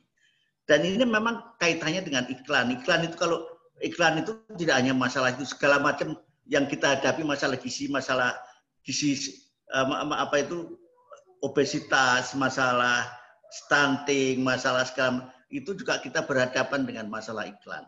Dan kembali, iklan itu ya tandingannya harus, pendidikan gizinya harus lebih intensif. Kalau orang terdidik mengerti pendidikan, dia tidak akan tergiur sama iklan. Jadi iklan ya namanya iklan ya dia pasti menerangkan yang segala macam baik, apakah betul apa tidak, itu ada yang ngurusin BPOM dan para ahlinya. Buat konsumen harus kritis. Untuk bisa kritis dia harus dapat pendidikan umum dan pendidikan gizi, pendidikan kesehatan yang benar. Nah inilah kelemahan kita. Kalau praktis kita itu tidak, di negara itu tidak ada pendidikan gizi yang teratur dan baik. Seperti di Amerika itu selalu ada banyak, sehingga rakyat terdidik sekali bahwa makan gula itu berlebihan itu berbahaya. Jadi saya ada contoh kasus itu, saya juga heran, ponakan saya anak 3-4 tahun itu sudah anti gula. Lucu anak kecil, asal sedikit ada manis tidak mau, ditolak. Sampai semua, ini aneh anak sini, siapa yang ngajari? Gurunya. Jadi guru sudah mendidik anak itu, ibunya jangan suka dikasih gula, nanti dia... Siap, Prof. Ya, siap. Dengan senang hati. Barangkali ini juga suatu masukan juga, kalau para ahli gizi mau bikin event, mau bikin kongres, bikin seminar, yuk kita pintar-pintar cari sponsor, ya kan? Sponsornya kan bisa bank, sponsornya bisa airlines, sponsornya bisa tour, sponsornya bisa yang punya kulkas, ya, atau sponsornya bahkan bisa provider internet, gitu loh ya. Tidak selalu food oriented, gitu loh ya. Oke. Teman-teman, kita punya satu tamu kehormatan di sini yang sebetulnya sudah lama orang ini pengen saya tongolin ke Anda sekalian. Saya punya hadiah bagi Anda. Beliau adalah seorang dokter spesialis anak yang sudah sangat senior, ya, teman mainnya Pak Kirman juga, ya, masih cantik, dan saya selalu manggilnya Tante. Halo Tante, coba tantenya mana? Coba keliatin mukanya. Halo Tante, nyalain videonya. Beliau adalah seorang spesialis anak, pediatrician yang sangat terkenal membela program menyusui sampai dengan usia 2 tahun atau lebih. Wah, si Tante, ore Tante. Ini dia Dr. Utami Rusli, spesialis anak. Silakan Tante. Ada beberapa hal yang barangkali colekan-colekan yang menarik tadi. Tante, yuk kita bicara tentang cross promotion. Kita mulai dengan susu ibu hamil. Nah, banyak orang yang nanya, aduh kalau orang hamil, Tante, itu masih mute, coba dinyalain speakernya. Okay. Cakep. Oke, barangkali kita mulai dari ibu hamil, karena kita bicara 1000 hari pertama. Penting kata Tante itu. Kenapa? Perempuan-perempuan itu kalau udah hamil biasanya kepo cari susu. Gimana pendapat Tante? Seperti biasa ya. Namun tadi mau nambahin yang tadi belum keluar adalah bahwa anak-anak Indonesia itu angka laktase intoleransinya tinggi sekali dibandingkan sama anak-anak Eropa misalnya. Sehingga memberikan susu pada anak-anak Indonesia lebih banyak ruginya kalau laktase intoleransi itu tinggi sekali. Memang kita tidak untuk susu sebenarnya sih. Ya, itu. Barangkali ingin saya tambahkan, Tante, yang disebut dengan laktos intoleran adalah anak-anak yang tidak mampu mencerna susu dengan baik. Ya, karena laktasenya kurang. Anak-anak Indonesia itu mempunyai laktase yang kurang. Jadi laktase itu enzim untuk mencerna laktosanya susu gitu. Dan itu bisa macam-macam, bisa diare, bisa obstipasi dan sebagainya. Yang sedih memang tadi cross promotion. Cross promotion itu, saudara, karena saya dokter anak, mending saya ngomong di bagian anak aja deh, jangan bagian ibu menyusui, jangan bagian ibu hamil, ibu menyusui sajalah, gitu ya. Jadi menurut saya yang tidak masuk akal adalah kalau saya suka tanya, ibu menyusui perlu susu ibu menyusui. Saya tanya, buat apa sih minum susu ibu menyusui? Saya tanya ya. Mereka mengatakan buat meningkatkan produksi ASI. Padahal saya suka bilang, kalau benar seorang ibu menyusui perlu susu untuk meningkatkan produksi ASI, saya kira nomor 1, Tuhan akan kasih siapa? Kalau ibunya marmot menyusui, akan dikasih susu sama Tuhan karena anaknya 6. Tapi tidak ada ibu marmot yang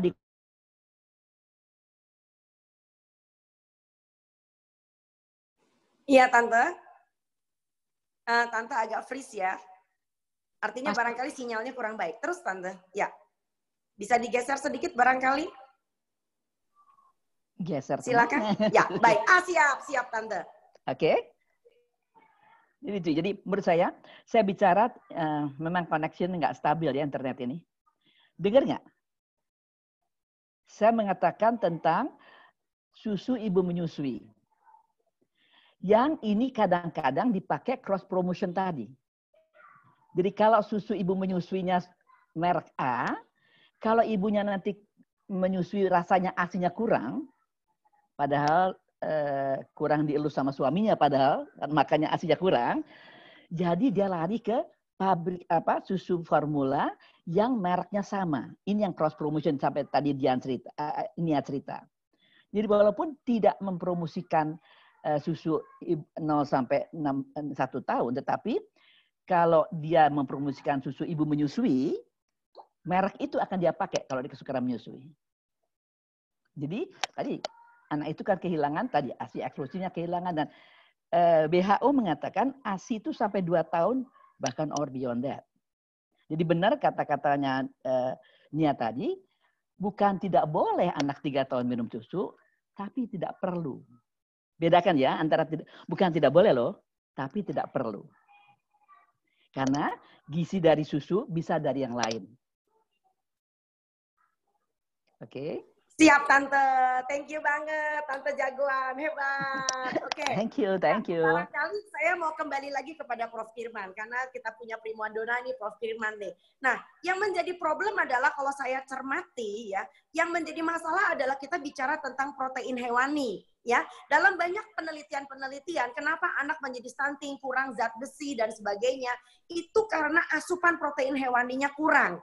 Nah, yang menjadi problem adalah ini adalah tanah air yang kaya. Indonesia tuh siapa sih yang dibilang nggak punya? Semua juga punya. Ya, sumber zat besi, sumber kalsium ada di dalam tanaman, tumbuh-tumbuhan maupun dari makanan yang namanya hewani. Nah, yang menjadi problem adalah bagaimana kita justru ingin bisa meningkatkan kesejahteraan para peternak, para petani, para nelayan, dan para, saya nggak bilang petelur ya, produsen telur gitu loh ya. Nah, sekarang kembali kepada gizi seimbang ya, gizi seimbang itu kita artinya juga harus seimbang untuk mengasup semuanya. Nah, barangkali bagi anak-anak yang tidak bisa makan, ya, saya nggak tahu, mau Prof. Firman boleh, mau Tante Utami boleh yang jawab, anak-anak yang nggak bisa makan, lalu kemudian ibunya ngedonder dengan susu, ya, ini lalu kemudian sama seperti stunting, harus kita lihat dalam skop yang lebih luas, ya. Jadi nggak bisa makannya karena apa? Lalu kemudian barangkali suasananya, barangkali memang dia perutnya lagi kolik, sedang sakit dan sebagainya. Nah, bicara tentang keragaman makan, sekarang kita masuk ke dalam keragaman makan nih, nggak ngomong tentang susu lagi. Kira-kira lalu kemudian Tante Utami atau Pak Firman duluan yang ingin mau memberikan tanggapan tentang keberagaman protein hewani, karena itu yang menjadi mayor untuk mencegah stunting dan untuk mencegah kekurangan zat besi. Silakan, Prof. Firman dulu. Mumpung itu mikrofonnya udah dibuka, monggo Prof. Ini kan semua intinya kemasan susu tadi kan. Sebenarnya dan itu saya itu paling dibenci karena dituduh oleh anti susu. Dan itu salah besar. Saya itu ahli gizi. Saya tahu susu dan pekerjaan saya waktu di Aceh tahun 60 itu membagi susu UNICEF, lalu cara mampat Yatim Sempurna di mana-mana kampanye susu itu. Karena ilmu gizinya waktu itu memang gizinya itu ilmunya susu. Ilmunya ya tahu sampai ke situ saja. Baru setelah sekolah lebih lanjut baru tahu bahwa banyak masalah. Jadi susunya sekali lagi tidak salah. Saya bisa dibaca di Suara Pembaruan nomor 9, di Kompas ada bukunya. Semua saya itu ada tulisannya. Jadi susunya itu tidak salah. Yang salah itu adalah masyarakatnya yang belum mapan, belum bisa menerima susu ini karena banyak masalah. Salah satu masalah tadi yang disebut oleh Dokter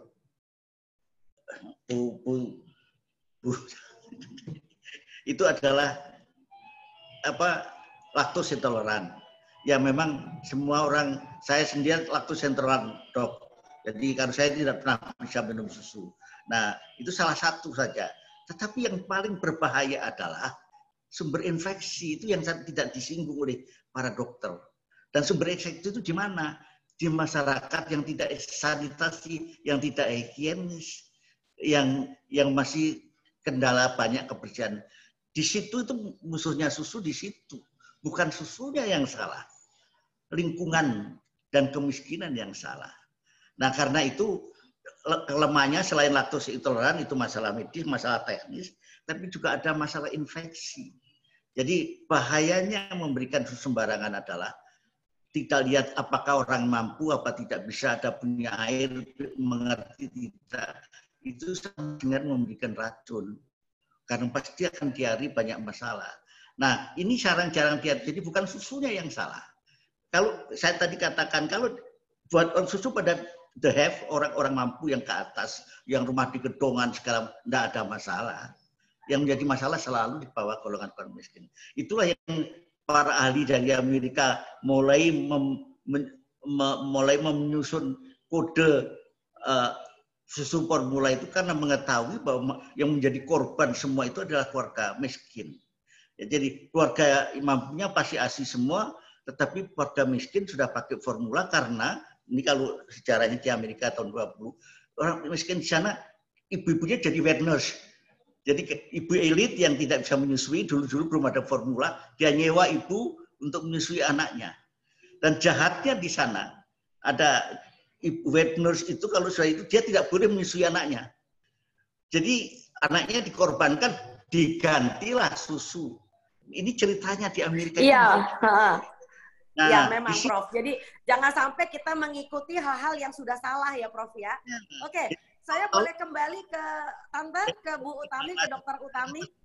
Iya Prof. Ya, siap. Jadi masalah infeksi itu yang ya, betul Prof. Ya, dan sebetulnya jujur ngomong buat orang kaya juga susu punya masalah. Sebab nanti suatu hari anaknya jadi obes. Nanti dia pergi ke saya lagi nanya, "Dok, kok anak saya umur 25 tahun udah hipertensi?" Oke, yuk kita kembali kepada Dokter Utami. Silakan, Dok.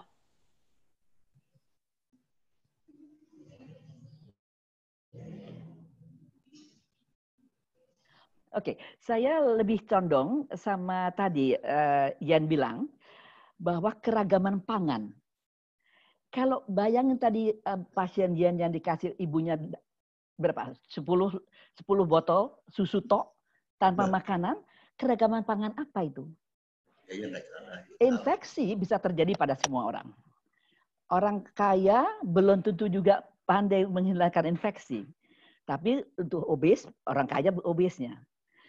Jadi menurut saya sih lebih ke keragaman pangan yang menurut nyuwun saya Prof. Kirman, mungkin pengetahuan orang yang 4 sehat 5 sempurna, akhirnya 4 sehatnya hilang, cuma sempurna 5-nya gitu. Sehingga sampai sekarang dianggap sudah sempurna pakai susu. Karena kan susu formula itu sempurna. Mungkin itu ya, mungkin hierarkisnya mengapa bisa orang kok ada manusia anak 3 tahun hanya dikasih susu 2 liter atau 5 liter sehari tanpa sebutir. Ini benar. Salah satu pasien saya pernah mengatakan dengan bangga pula. Dokter, saya kalau buat anak semua pun oke. Saya beli anak ini nggak mau makan. Tapi memang saya belikan dia susu yang komplit. Nah ini yang dibicarakan sama Nia. Iklan pemasaran yang menyesatkan. Di mana ada kaleng susu, ini zaman dulu begini loh, zaman nggak lama dulu banget sih. Ada kaleng susu masuk ayam ke dalamnya, masuk sayur ke dalamnya. Sehingga dianggap kaleng susu itu bener loh. Bener di TV ini, di TV. Ya. Jadi masuk ayam masuk ke sayuran masuk ke kaleng. Nih, susu ini gizi seimbang. Tambahan 4 sehat 5 sempurna. Oh, kalau gitu sempurna pakai susu. Sehingga ada pasien saya sendiri, saya nggak bohong. Umur 4 tahun kalau nggak salah, dia kasih hampir 5 liter sehari, satu merek susu yang mengiklankan itu. Jadi ini udah komplit, udah gizinya komplit untuk minum susu ini. Padahal tadi keseragaman pangan ini yang sangat penting, di samping tentu infeksi dan laktosa intolerance. Ya saya rasa mungkin kalian dari gizi lebih jelas bahwa harus ada keragaman pangan ini. Ada karbonnya, ada protein hewani, protein nabati, ada sayurannya dan sebagainya. Begitu mungkin dari saya. Jadi lebih ke arah salah kaprah daripada iklan yang begitu sangat terkesan. Sahabat anak SD sekarang masih 4 sehat 5 sempurna. Dan saya lebih sedih lagi kalau saya nggak salah dengar 4 sehat 5 sempurna digunakan di makanan COVID yang 19 ini kan? Ya, akan kita bahas yang satu itu nanti yang seksi. Itu akan jadi bomnya. Oke, barangkali ada satu hal lagi yang juga menarik nih ya. Jangan kata tentang ada ayam di dalam sari ayam di dalam kaleng susu. Bahkan kalau kita lihat ada iklan-iklan yang begitu bombastisnya dan lebay, gara-gara ibunya rajin memberikan susu itu anaknya jadi soleh dan santun. Ya, jadi pinter, astagfirullahaladzim. Jadi, nah maka dari itu barangkali melalui forum ini kita sendiri semoga ada orang dari KPI yang juga nonton acara kita, nggak apa-apa kita rekam kok di YouTube nanti kita edarkan. Yang kayak begini-begini yang justru kita harus perhatikan supaya hak-hak konsumen masyarakat kita dibela, itu yang penting. Oke, nah sebagai untuk mengendorkan urat syaraf sedikit, saya barangkali ingin mengundang seorang nyonya, seorang ibu muda, seorang Mahmud. Nah, Prof. Kirman barangkali belum pernah kenal nih. Oke, Prof. Kirman seneng nih kalau ada yang udah mulai kinclong-kinclong. Nah, saya kagum sekali dengan alis beliau. Siap, putih. Oke, siap. Sekarang akan kita tayangkan seorang ibu dari Sumbawa. Bayangin, bukan Pulau Jawa loh, dari Sumbawa. Beliau adalah seorang mama, seorang ibu dengan 2 orang anak. Dan sebetulnya dia betul-betul baru belajar belum lama tentang gizi seimbang, Prof.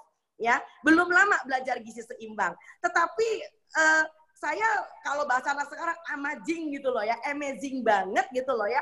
Yang tadinya anaknya juga picky eater, suka milih-milih makan, rese. Loh, tiba-tiba semua mau dimakan. Jadi tolong diingat bahwa ternyata makanan sehat itu bikin orang jadi hemat. Juga rasanya nikmat. Dan terbukti bahwa anak-anaknya mau makan. Kuncinya cuma di satu, orang tua jadi contoh. Kita dengarkan Ibu Firdausi Nuzula. Silakan Ibu. Baik, terima kasih Dr. Tan. Terima kasih atas kesempatan yang diberikan kepada saya. Saya sangat senang juga mendengarkan paparan-paparan dari Prof. Skirman, dari Dr. Tan Sotyen, dari Prof. Skirman, dari Dr. Dian, dari Mbak Nia, dan Dr. Utami. Saya jadi teringat beberapa tahun yang lalu ya, ketika saya masih menyusui, saat itu saya masih bekerja, dan saya masih menyusui, betapa Facebook Aimi dan juga tulisan-tulisan Dr. Utami itu sangat membantu kesuksesan saya dalam menyusui dan juga memerah ASI. Terima kasih banyak, terima kasih yang tak terhingga. Baik, benar seperti yang disampaikan oleh Dr. Tan tadi bahwa saya masih sangat baru menerapkan makan makanan yang sehat dan bergizi seimbang bagi keluarga saya. Jadi awalnya itu adalah pada tanggal 6 Februari 2020 saat saya dan suami saya ikut seminarnya Dr. Tan. Di situ saya mendapatkan why, kenapa saya harus membuat keputusan yang sangat penting untuk keluarga saya, kenapa saya harus benar-benar berkomitmen untuk makan makanan yang sehat dan bergizi seimbang untuk keluarga saya. Jadi di seminar tersebut saya menjadi tersadar bahwa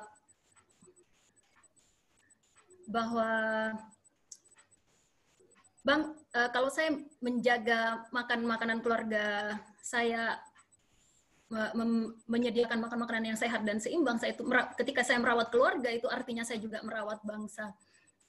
Kemudian yang menarik adalah ketika pulang dari acara seminar tersebut itu menjelang makan siang. Sebelum datang ke seminar saya berpikir untuk oke, nanti makan siangnya saya beli di warung saja. Jadi waktu di mobil untuk pulang, saya menjadi seperti di persimpangan. Wah, saya barusan mendapatkan ilmu pengetahuan yang sangat bagus. Kemudian saya akan menyediakan makan siang keluarga saya itu dengan membeli. Saya seperti tidak mampu menerapkan itu, artinya saya tidak take action atas pengetahuan saya. Jadi saat itu saya putuskan saya tidak jadi membeli makanan di warung, saya akan masak untuk makan siang keluarga saya. Jadi saya pulang dan makan siang waktu itu adalah seperti titik awal dari perjalanan keluarga kami makan makanan yang sehat dan bergizi seimbang. Kemudian setelah itu saya lanjutkan dengan saran-saran yang disampaikan oleh Dr. Tan di seminar tersebut, bahwa kita itu perlu membuat planning. Karena kalau nggak punya planning artinya ya kita planning untuk makannya berantakan seperti itu. Jadi saat di rumah saya membuat tabel rencana apa yang akan keluarga saya makan selama 1 minggu. Saya juga melibatkan keluarga saya melibatkan anak saya, apa untuk sarapan, makan siang, makan malam maupun kudapan-kudapannya. Jadi bagi saya take action itu penting karena kalau cuma sekedar tahu itu tidak akan mengubah apapun. Jadi saya senang saya memilih untuk take action dari kegiatan seminar Dr. Tan, dan itu menjadi sangat mudah bagi keluarga kami mengkonsumsi makanan yang sehat dan bergizi seimbang karena saya bersama suami ikut seminar tersebut. Jadi kami berdua berkomitmen memang kami harus makan makanan yang sehat dan bergizi seimbang. Kemudian yang kedua, setelah membuat keuntungan dari membuat tabel menu selama 1 minggu ini adalah jenis makanan kami menjadi beragam. Di Dr. Tan mengajarkan kalau misalnya Senin, seperti yang diajarkan oleh Dr. Tan, kalau Senin makan ayam, besoknya lauknya tahu tempe, besoknya lagi misalnya jamur, besoknya lagi misalnya seafood. Jadi dengan membuat tabel, jenis makanan kami menjadi beragam. Kemudian belanjanya menjadi terencana karena tidak sering keluar rumah. Bahkan tabel tersebut saya tidak membuat 1 minggu, saya membuat tabel untuk 1 bulan. Seperti itu. Jadi dengan kondisi pandemi ini saya merasa sangat terbantu dengan membuat tabel, tidak perlu sering-sering belanja, kemudian juga tidak bingung besok mau masak apa, seperti itu.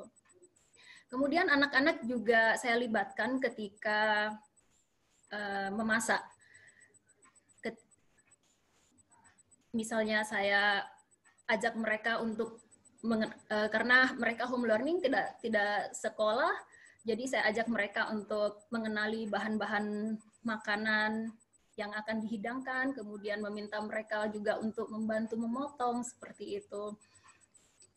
Dan anak-anak juga melakukan kegiatan-kegiatan yang berhubungan dengan isi piringku, yang juga kami ikutkan lomba. Terima kasih, kami memenangkan lomba tersebut, mereka sangat senang. Dan sejak lomba tersebut, ketika kami makan, mereka selalu mendiskusikan apa yang dihidangkan. Misalnya, Mama, kalau nasi itu apa ya? Seperti itu. Kalau nasi itu makanan pokok ya, seperti itu. Dan anak saya yang kedua itu sering mengkonfirmasi jawabannya sendiri, padahal jawabannya sudah betul, dengan mengambil poster ini. Memang poster yang dari Kemenkes ini memang saya pajang di dekat meja makan kami, dan anak saya yang kedua itu sangat sering membukanya untuk mengkonfirmasi jawabannya apakah benar atau tidak. Itu sangat menarik buat saya. Kemudian untuk pengolahan makanan, saya juga mengikuti saran Dr. Tan untuk tidak memasak tanpa menggunakan minyak goreng, dan ternyata walaupun tanpa minyak goreng, makanan tetap lezat ya. Kemudian juga tidak menggunakan bahan-bahan rafinasi, saya tidak menggunakan gula untuk masakan-masakan saya. Kemudian termasuk tepung terigu saya tidak gunakan lagi. Tepung yang masih saya pakai itu tepung singkong ya, dan itu pun sangat jarang. Dan kalau gula yang saya pakai ada memang menu-menu tertentu menggunakan gula, seperti di resep-resep yang pernah di-share oleh UNICEF dan Dr. Tan, itu gula merah, dan itu juga sangat jarang kan kami memasak makanan dengan gula merah. Kemudian yang saya sangat senang juga ketika Ramadan kemarin, itu benar-benar seperti bulan kemenangan buat keluarga kami, karena bulan Ramadan kemarin adalah bulan Ramadan pertama kali anak pertama kami menjalankan puasa, dan kami merasa menang karena hidangan Ramadan kami itu hidangan makanan-makanan yang sehat dan bergizi seimbang, dan berbeda dengan Ramadan tahun-tahun sebelumnya yang tahun-tahun sebelumnya kami sering menyajikan minuman-minuman manis. Bulan ini sama sekali kami tidak menyajikan minuman manis. Minuman-minuman yang kami sajikan itu seperti kelapa muda, itu sudah tanpa menggunakan sirup-sirup. Jadi kami merasa sangat senang Ramadan kemarin, Kak. dan itu adalah Ramadan pertama bagi anak pertama kami, dan dia mengenal hidangan berbuka dan hidangan sahur yang sehat dengan gizi seimbang, dan semoga itu masuk ke alam bawah sadar anak kami dan itu menjadi bekal dia kelak. Seperti itu. Bu Firdaus, oke, keren banget paparannya. Bu, Ibu punya kesempatan buat ngobrol sama Pak Kirman maupun dengan Dokter Utami loh. Oke, yuk coba. Kalau ada yang mau ditanyain dengan guru kita, dengan Prof. Firman dan dengan Dokter Utami, monggo, silahkan. Baik, terima kasih banyak. Saya sangat senang bisa berada di acara ini, bisa walaupun tidak bertatap muka langsung, bertatap muka online dengan Prof. Firman yang sudah mengenalkan tentang gizi seimbang, dan ini akan menjadi jejaknya. Ini tidak hanya berdampak kepada saya maupun anak saya, tapi kepada keturunan-keturunan kami kelak. Semoga mereka terus bisa menerapkan makan makanan yang sehat dan bergizi seimbang. Dan terima kasih banyak, Prof. Kemudian Dokter Utami, terima kasih banyak. Artikel-artikel Bu Dokter sangat membantu saya. Saya langsung teringat dulu ketika saya masih menyusui. Tulisan-tulisan Bu Dokter dari buku-buku yang saya baca juga sangat-sangat membantu keberhasilan dalam menyusui. Terima kasih Bu Dokter. Ya, barangkali sekedar 1 menit sebelum kita menjawab semua pertanyaan Anda. Habis ini milik Pak Kirman selama 30 menit ke depan. Jangan pergi kemana-mana. Jamin yang satu ini bukan iklan. Tapi saya ingin minta waktu Anda 1 menit untuk melihat video dari Ibu Firdaus yang menang. Boleh, mari kita saksikan. Silakan Bu Nia.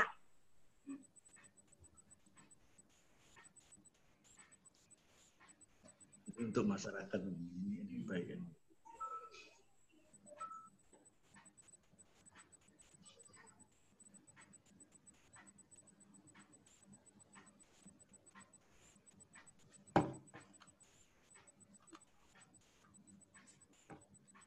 Barangkali suaranya belum kedengaran.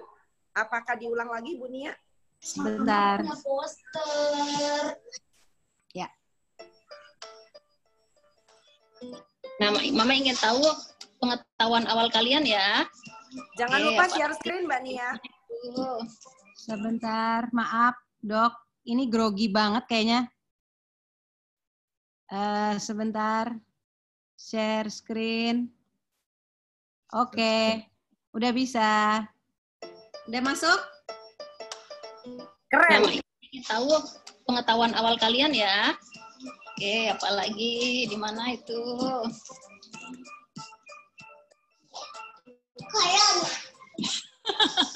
Buah naga ya. Ya, ini pengetahuan awal kalian. Mama punya poster. Posternya itu yang akan mengajari kalian tentang apa saja isinya. Ini perlu pindah ke makanan pokok. Ayo dipindah yuk. Yang mana yang harus dipindah? Gimana deh, Safiran? Ini. Bisa Yuran, oke hebat Safiran. Sayang, sudah semuanya?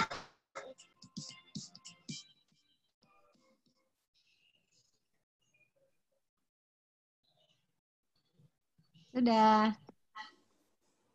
Wow, keren. Oke, terima kasih Bu Firdaus. Sekarang kita akan kembali kepada Prof. Firman. Prof. Firman, sekarang saya take 30 menit ke depan kita akan bergumul dengan tanya jawab. Ini banyak sekali pertanyaan seksi yang kayaknya Prof. Firman ini mesti jawab. Hanya Prof. Firman yang bisa jawab.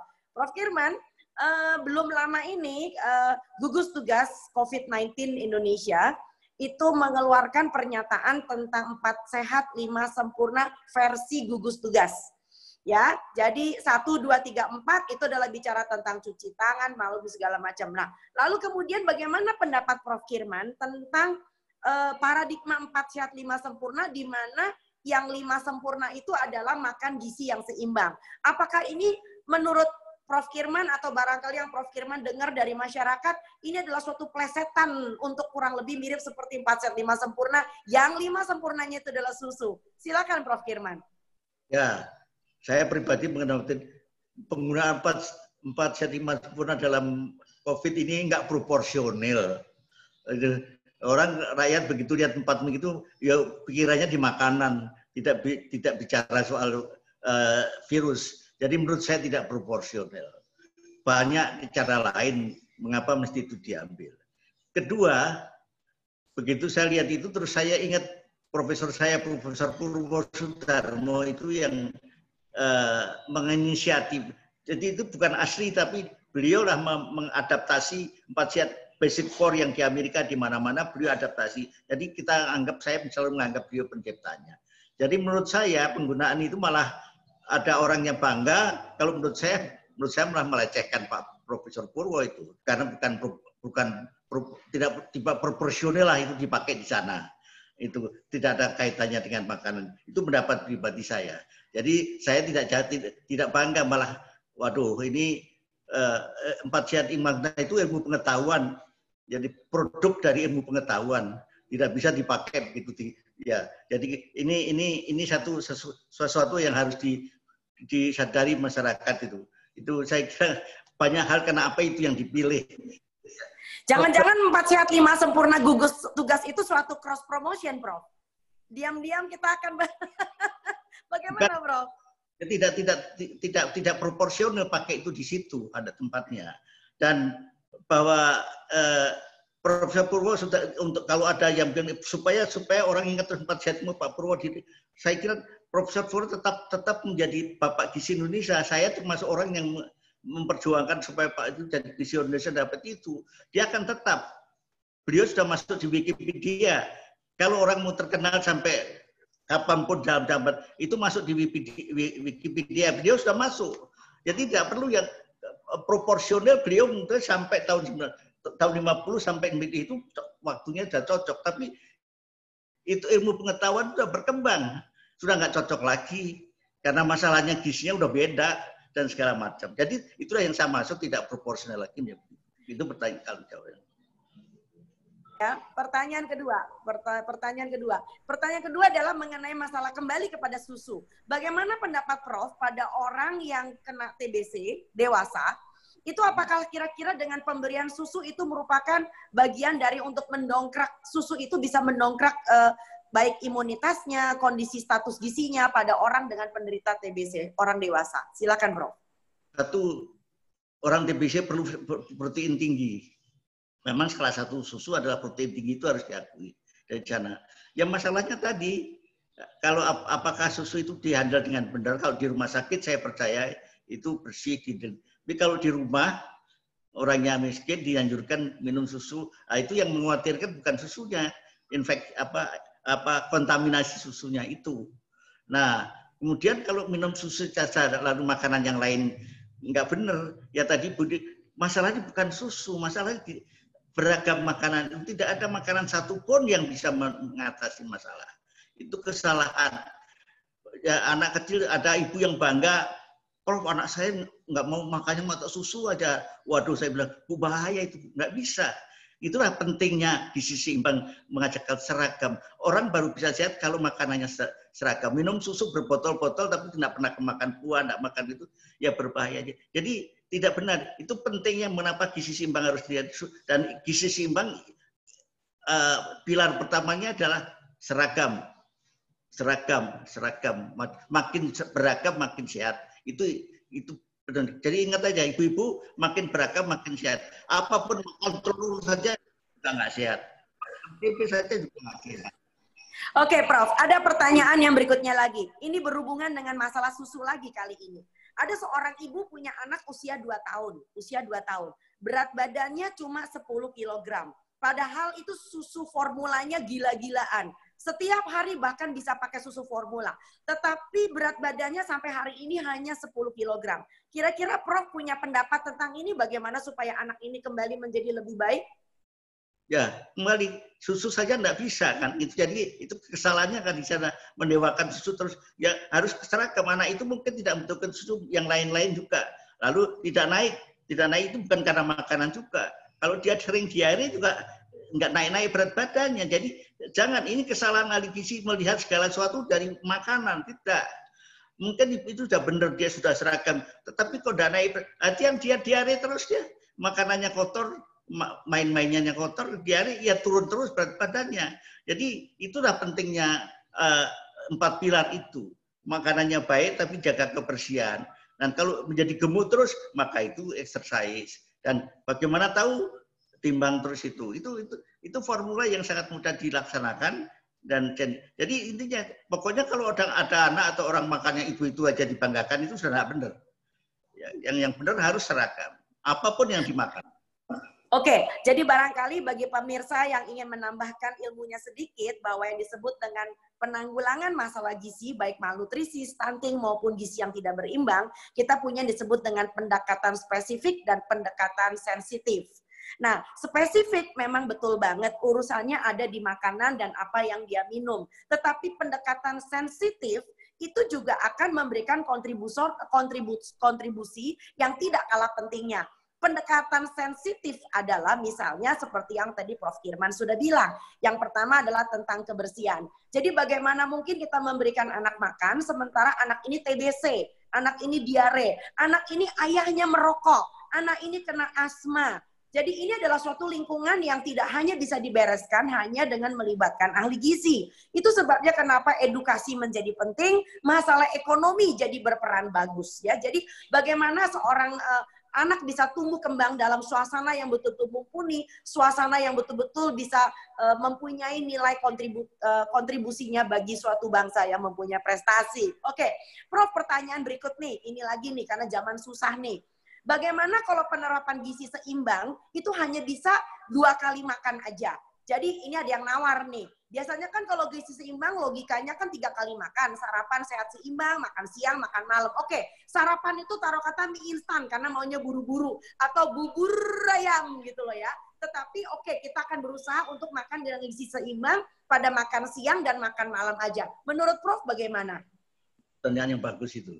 Sebetulnya tidak selalu tergantung pada jumlahnya itu 2 kali, 3 kali makan. 2 kali makan kalau jumlahnya cukup, ya nggak apa-apa. Dan jumlahnya cukup, beragam, dan komplit, tidak apa-apa. Kalau mau mengetahui apakah 3 kali dan 2 kali berbeda, timbang berat badan. Itu mengevaluasi apakah makanan kita seimbang dan itu di dalam 4 pilar diajar. Pilar keempat, biasakan menimbang berat badan, hitung indeks massa tubuh. Kalau yang sehat, kalau konstan dan normal, nah, itu artinya makanannya baik makanan 2 kali, mau 3 kali, mau 10 kali. Kalau porsi kecil 10 kali nggak ada masalah. 2 kali tapi porsinya besar nggak jumlahnya. Jadi yang menilai hasilnya nanti di berat badan itu maka dimasukkan pilar keempat dari gizi seimbang. Iya, Prof. Barangkali bisa saya garis bawahi lagi bahwa yang penting adalah kita punya asupan yang menjadi standar adalah misalkan kita kalau makan sayur dan buah itu 3-5 porsi sehari. Ya, dan andaikan 3-5 porsi, kalau pagi 1 porsi, 1 apel, siang 1 pisang, malam 1 iris pepaya. Tetapi kalau misalnya saya sudah makan pepaya 2 iris, barangkali saya nganggap itu sudah 2 porsi dalam waktu 1 kali makan gitu loh ya. Tapi kalau 3-5 porsi, siapa yang tahan kalau cuma semua dihajar dimakan malam? Apalagi habis makan malam lalu kemudian tidur gitu loh ya. Jadi ini adalah sesuatu yang tentu tidak sehat dan tidak seimbang. Nah, selain barangkali juga tentang antropometri, kita mengenal di ilmu gizi namanya antropometri ya. Pada anak-anak itu biasanya kita lihat juga lingkar lengan atas. Ya, juga pada ibu-ibu yang sedang hamil atau sedang menyusui, kita juga lihat selain berat badan juga lingkar lengan atas. Jadi bagi bapak-bapak yang barangkali merasa ini saya obes atau pra-obes atau sudah overweight, kita bisa melihat lingkar pinggang ya Prof ya. Karena kita juga melihat bahwa yang disebut dengan lingkar pinggang itu juga akan memprediksi tentang penyakit jantung dan pembuluh darah. Karena lemak di pinggang itu jauh lebih bahaya daripada lemak di tempat lain. Begitu ya Prof ya. Itu sebabnya kenapa kita harus melihat gizi seimbang dengan kacamata yang jauh lebih proporsional. Oke, ada yang nanya kali ini tentang yang sebetulnya lebih politis. Prof, lebih penting mana untuk bisa dibagikan? Pesan yang 4 pilar atau 10 pesan gizi seimbang? Coba dijawab Prof. 4 pilar, 10, mengapa 10 itu orang sudah susah. Saya aja sekarang udah paling tua, 3 aja dengan dia. Kalau 4 pilar itu karena beda-beda, mudah sekali. Ingat makanannya, ingat kebersihannya, ingat olahraganya, ingat. Nah itulah yang diumumkan terus di COVID sebenarnya itu. Nah jadi itu justru 4 pilar itu sudah dipikirkan modifikasi dari piramida Amerika tahun 93 itu dimasukkan semua. Di Amerika sudah dihilangkan karena orang Amerika tidak perlu lagi dididik kebersihan, tidak perlu dididik olahraga, dia perlu dididik makan sayur. Karena itu menjadi pinatnya menjadi my plate, isinya cuma separuh itu sayur. Makan sayur dan buah itu yang kurang. Jadi bedanya kenapa kita tidak pakai my plate ya ditonjolkan, karena kita banyak masalah lain. Masalah sanitasi, masalah dan mengancam kegemukan. Jadi kalau kita pesanannya makanan itu bias. Makanan tidak menjawab apa-apa. Saya itu ahli gizi, tapi ahli gizi tidak menjawab segala macam. Karena itu ada sensitif dan itu tadi untuk stunting. Jadi karena itu banyak orang yang menganggap stunting bisa kalau dikasih makanan susu, kalau makanannya baik. Tidak bisa hanya makanan. Banyak faktor lain. Apalagi stunting, faktornya itu sangat rumit sekali karena hanya terbatas pada 1000 hari kehidupan. Jadi dari kehamilan muda sampai 2 tahun. Itulah variabel yang harus digarap. Bukan diberi suplemen dikit kayak gizi. Maaf, saya masih melihat banyak kesalahan ahli gizi, kita melihat stunting seperti gizi buruk. Beda sama sekali. Ya, kalau stunting itu namanya kronis. Kronisnya dari mana? Sejak konsepsi. Nah, sampai 2 tahun. Sedangkan kalau gizi buruk terjadi di mana-mana saja. Sekarang kurus, besok gemuk, tiba-tiba kurus karena diare. Besok lagi dikasih makanan baik. Nah, itu bedanya. Tapi banyak kan memikirnya masih stunting itu sama dengan gizi buruk, lalu dikasih suplemen, kasih makanan tambahan. Padahal sudah dinyatakan stunting itu tidak bisa lagi kalau sudah lewat 2 bulan, itu WHO dan para expert mengatakan di sana. Nah, kalau mau garap selalu 1000 hari itu. 1000 hari dan garapnya sudah ada yang sensitif, ada yang spesifik itu. Spesifik sudah kita lakuin semua, kasih makanan tambahan segala macam itu spesifik, vaksinasi teman itu. Tapi banyak yang di luar pengetahuan kita, sanitasi, kemudian pendidikan, kemiskinan, ruwet karena itu sekarang gizi itu menjadi bagian dari SDG Sustainable Development Goal. Karena sustainable jadi mulai dari menghilangkan kelaparan, kemiskinan, pendidikan, gender macam itu terkait dengan stunting. Nah, karena itu stunting itu sekarang menjadi objek pembangunan dan yang berkepentingan tidak ada orang kesehatan dan gizi, yang berkepentingan justru ahli ekonomi pembangunan. Karena kayak Bu Sri Mulyani sering bilang, kalau banyak anak stunting, saya itu capek aja mengatur bisa kalau anak-anaknya tidak maju, pendidikannya nggak bisa pinter karena stunting, maka stunting harus dihilangkan. Jadi kompleksnya di sana. Jadi jangan disamakan stunting dengan gizi buruk biasa. Ya, jadi ada yang ingin saya share juga, Prof, kalau kita lagi berbincang seperti ini. Saya ingat banget omongan Bu Sri Mulyani ketika beliau bareng sama saya dalam suatu event. Beliau mengatakan bahwa ini gunanya kenapa bangsa kita perlu ditingkatkan bukan cuma ekonominya saja, tetapi literasinya. Ya, literasi itu adalah tentang nalar. Ya, bangsa Indonesia tuh bisa baca. Cari orang kita yang buta huruf itu sulit. Tetapi masalahnya adalah orang kita bisa baca, tapi dia tidak paham apa yang dia baca. Nah, ini saya sangkutkan kembali dengan tadi masalah dari Mbak Nia dengan Mbak Dian tadi. Ya, bahwa barangkali kita udah punya begitu banyak label, ya kan? Label ada di dalam makanan kemasan, label ada di makanan, ada di minuman dan sebagainya. Tetapi orang kita itu masih baca hanya expired date-nya, tanggal kadaluarsa yang bisa digusek. Tapi mereka tidak paham dan tidak mau paham tentang, kamu tahu nggak di situ ada lemak yang jahat berapa?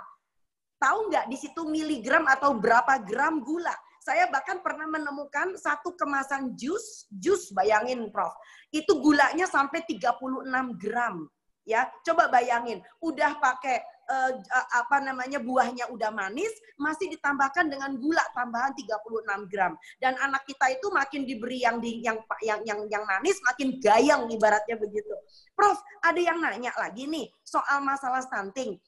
Dia mengatakan bahwa kalau memang anak ini udah lewat usia 2 tahun, menurut Prof Firman, kira-kira masih bisa dikejar nggak kalau anak ini stunting? Monggo, Prof. Dibagi apa? Dibagi kerja.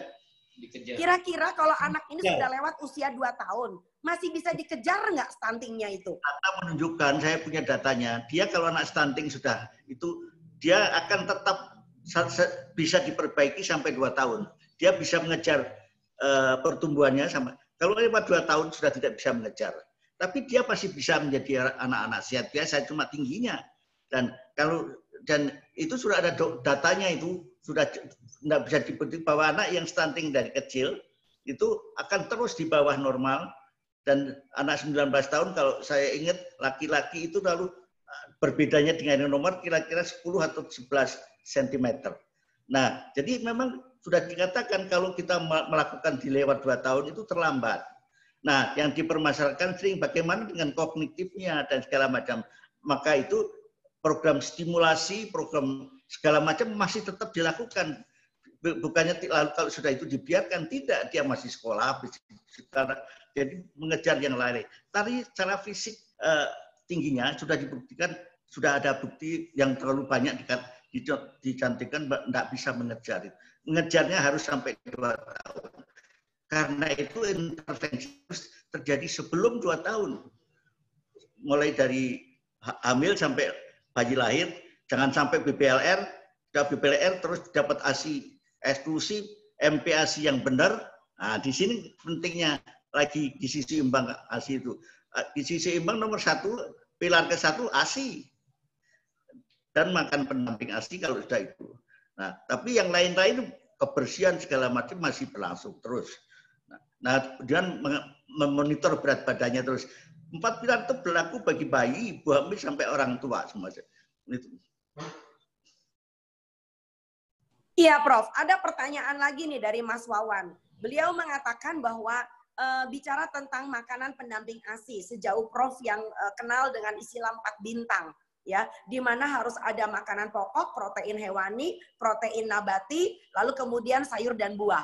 Nah, banyak ahli pakar khususnya adalah para klinisi yang mempertanyakan tentang azas pemberian makanan MPASI ini, makanan pendamping ASI. Katanya lemaknya ada di mana?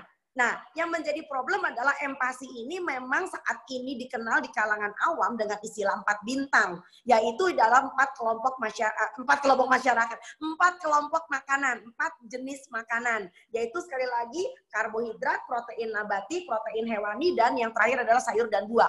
Boleh Prof memberikan suatu penjelasan tentang di mana letak lemak? Karena lemak itu diandaikan adalah untuk meningkatkan tumbuh kembang otak. Silakan Prof. Nah, lemak itu ada di dalam komposisi makanan. Kalau memang karbohidrat saja yang nggak ada lemaknya. Tapi kalau dia diberi daging, di susu ada lemak, di daging ada lemak, di ikan ada lemak. Jadi lemak itu tidak berarti harus minyak. Lemak itu ada di dalam invisible fat, itu ada di dalam makanan. Justru kadang-kadang lebih tinggi daripada minyak. Dan kalau anak kecil kan tidak perlu makan gorengan, tapi dia dari fatnya, jadi kembali keseimbangannya itu apa dia makanan tambahannya itu ada dagingnya atau ada ikannya atau ada telurnya. Ah, itu pasti sudah ada fatnya, tidak perlu diragukan, tidak perlu dihitung, itu asal jumlahnya cukup. Dan kemudian ukuran kan selalu total apakah efektif kalori, protein, dan yang dilupakan itu mineral. Jangan lupa, bayi itu justru merupakan mineral. Mineral itu ada di dalam buah-buahan, ada di dalam daging, ada di dalam ikan, dalam telur. Jadi telur itu tidak hanya berisi protein, daging, tapi semua mineral ada di situ. Itulah pentingnya makanannya harus lengkap dan berimbang. Maka kalau itu sudah baik, kemudian dikontrol semua sanitasi, pengaruh semuanya, sehingga tidak ada diare, tidak ada infeksi, dia normal, pasti berat badannya naik. Nah, untuk itu ibu diajari dari kecil untuk menimbang berat badannya melalui pakai KMS di posnya. Itu supaya beliau bisa menilai sendiri, anak saya ini sehat. Ibu desa yang diajari di posnya itu tahu, Bu, anaknya sehat. Dari mana Ibu tahu? Ini Bu, dari KMS saya. Anak saya naik, tidak pernah Pak dengan bangga, tidak pernah dia. Kenapa? Ya selalu saya kasih ASI. Makanan juga baik. Nah, itu penting. Nah, itu yang dilupakan sekarang. Kita hanya ingat makanan, tapi tidak mengingat dampak makanan bagaimana mengukurnya. Dampak makanan itu diukur dari menimbang. Dari bayi sampai orang dewasa pun bisa. Dewasa dengan IMT kalau anak dari KMS. Jadi itu yang kita lupakan, kita bicara protein, bicara makan, lupa bicara sumber infeksi, lupa bicara mineral, bicara menimbang. Barangkali yang ingin saya highlight, yang ingin saya garis bawahi adalah untuk para pemirsa sekalian, kalau seandainya ada yang masih meributkan tentang 4 bintang tadi atau 4 kuadran tadi, dipertanyakan minyaknya ada di mana, jadi barangkali harus kita perhatikan bahwa kita tidak bicara tentang karbohidrat, protein, dan lemak saja. Tapi kita bicara tentang 4 jenis kelompok makanan. Bahwa lemak itu sudah terintegrasi, incorporated di dalam yang namanya protein nabati dan protein hewani. Ya, jadi seperti misalnya kalau kita memberikan anak kita ikan kembung, nggak ada ikan kembung protein tok.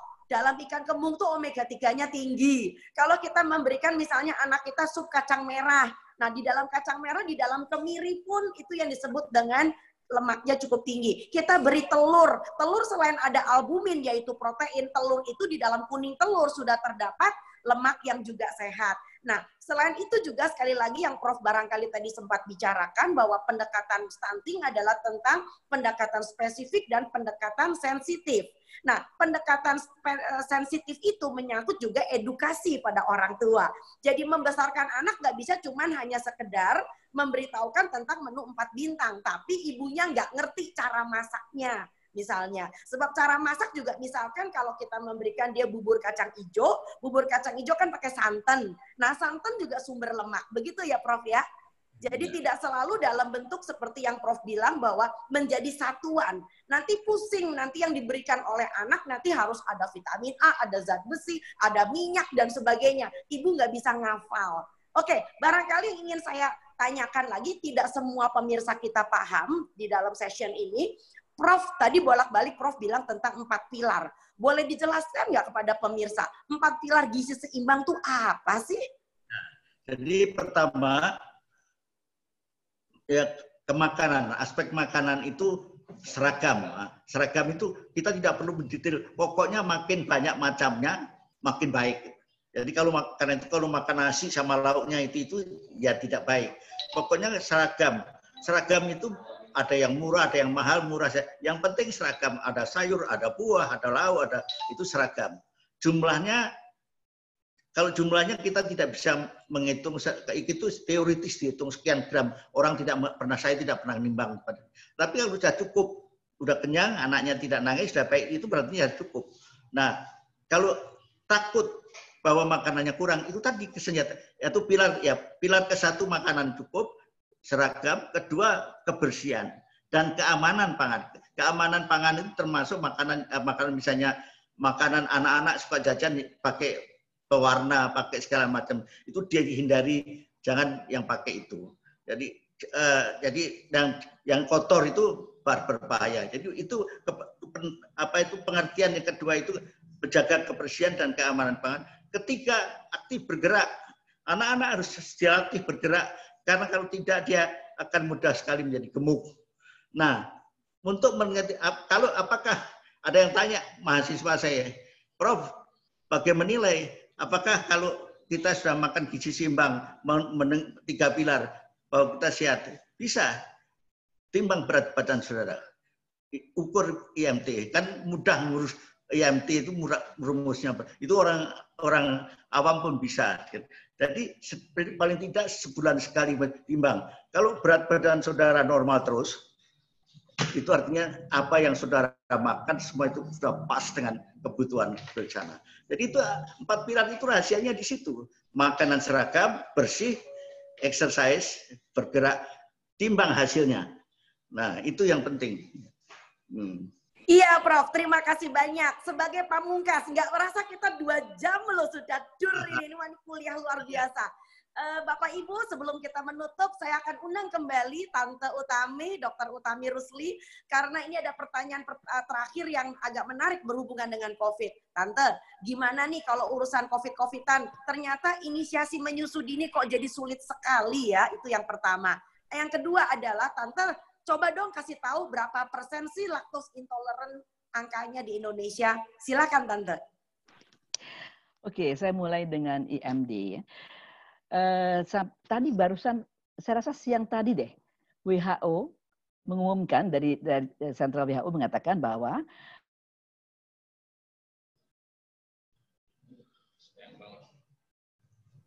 Ya, geser dikit Prof, geser sedikit Dok. Kayaknya ini harus geser sedikit deh. Itu freeze.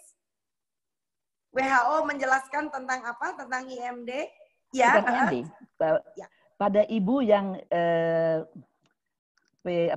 PDP, ya, ibu yang diduga COVID atau bahkan COVID positif, corona positif, itu masih diusulkan untuk menyusui. Karena belum ada penelitian yang menunjukkan adanya virus corona 19 ini di dalam ASI. Jadi IMD tetap diusulkan untuk diberikan karena kemungkinan tertular COVID-19 ini jauh lebih sedikit dibandingkan keuntungannya kalau dia dapat IMD. Karena IMD itu kan menurunkan kematian bayi loh. Inisiasi menyusui dini menurunkan kematian bayi baru lahir kalau dikerjakan dengan benar. Dan diteruskan dengan menyusui. Bahkan diusulkan tetap rawat gabung. Jadi menurut saya sih memang masalahnya lebih kita takut kematian bayi karena tidak IMD dan penyakit-penyakit infeksi sebagainya dan lain-lainnya dibandingkan dengan ketularan, kecuali kalau ibunya dalam keadaan yang sangat-sangat berat. Ya jelas, itu jelas ya. Tidak bisa. Ya. Saya tidak begitu jelas pertanyaan tentang IMD. Jadi tetap seperti diusulkan standar emas makanan bayi. IMD, ASI eksklusif 6 bulan, diteruskan sama ASI sampai 2 tahun atau lebih dengan MPASI pada 6 bulan. Tadi, gizi dengan gizi seimbang. Itu tetap tidak berubah untuk ibu-ibu dengan pandemi COVID ini. Karena nanti dia nggak kena corona, tapi dia mati karena penyakit lain. Apalagi tadi yang Prof. Kirman bilang, orang-orang yang bawahan, orang-orang yang miskin, itu lebih susah lagi. Tentang lactose intolerance, angka yang pasti saya agak lupa. Tapi jelas tinggi. Karena memang di daerah kita ini, daerah Katulistiwa, memang angka kita cukup tinggi ya. Yang rendah itu hanya Eropa Utara, itu tuh mereka jarang laktase intolerance karena memang laktasenya lebih lama dia ada di manusianya gitu ya, dibandingkan sama kita. Mungkin itu yang saya bisa jawab. Oke? Iya, terima kasih teman-teman, Bapak Ibu, Om, Tante, adik-adik, kakak-kakak sekalian. Aduh senangnya kita sudah 2 jam di udara dalam keadaan physical distancing, tetapi hati akan selalu dekat. Oke, barangkali ada beberapa pesan, beberapa kesimpulan yang bisa kita ambil seperti yang Prof. Kirman tadi katakan tentang 4 pilar yang perlu kita jaga. Pertama adalah makan makanan yang beragam, ya, barangkali bukan seragam, kita bereskan dulu. Beragam. Yang kedua adalah jangan lupa aktivitas fisik. Dan yang ketiga adalah jangan lupa juga tentang kebersihan, cuci tangan terutama, ya kan. Lalu yang keempat, dan tentu saja rajin menimbang, rajin ngontrol berat badan saya punya kebugaran, itu sudah sampai mana, itu penting. Jadi kalau mau dibilang sehat, nggak bisa cuma urusan makanan saja. Apalagi ada satu makanan atau minuman yang diistimewakan sampai dibilang sempurna. Yang menjadi sempurna apabila 4-4-nya itu kita jalankan bersamaan. Sama seperti saya mengatakan bahwa orang menikah itu datangnya satu paket. Nggak bisa orang menikah cuma bikin anak aja. Orang menikah harus masak, harus nyuci, harus ngepel, harus sekolahin anaknya. Jadi itu adalah semua satu paket. Insya Allah kita bisa menjadi sehat dengan gizi yang seimbang, dengan otak yang bisa punya literasi yang baik, dan saya yakin banget bangsa kita pasti punya prestasi setelah kita melalui pandemi ini. Bapak Ibu sekalian, dengan syukur alhamdulillah kehadirat Yang Maha Kuasa, saya mengucapkan terima kasih sekali lagi kepada guru besar saya Prof. Sukirman, kepada Ibu Utami, Dr. Utami Rusli yang paling saya cintai, tante yang paling dekat di hati, dengan Mbak Dian, Dr. Dian Basuki. Alhamdulillah terima kasih kita bisa satu layar, dan juga kepada favorit saya Ibu Nia Umar dari Asosiasi Ibu Menyusui Indonesia. Tetap semangat everyone, and see you around, and everybody stay safe. Yay! See you soon. Bye. Bye.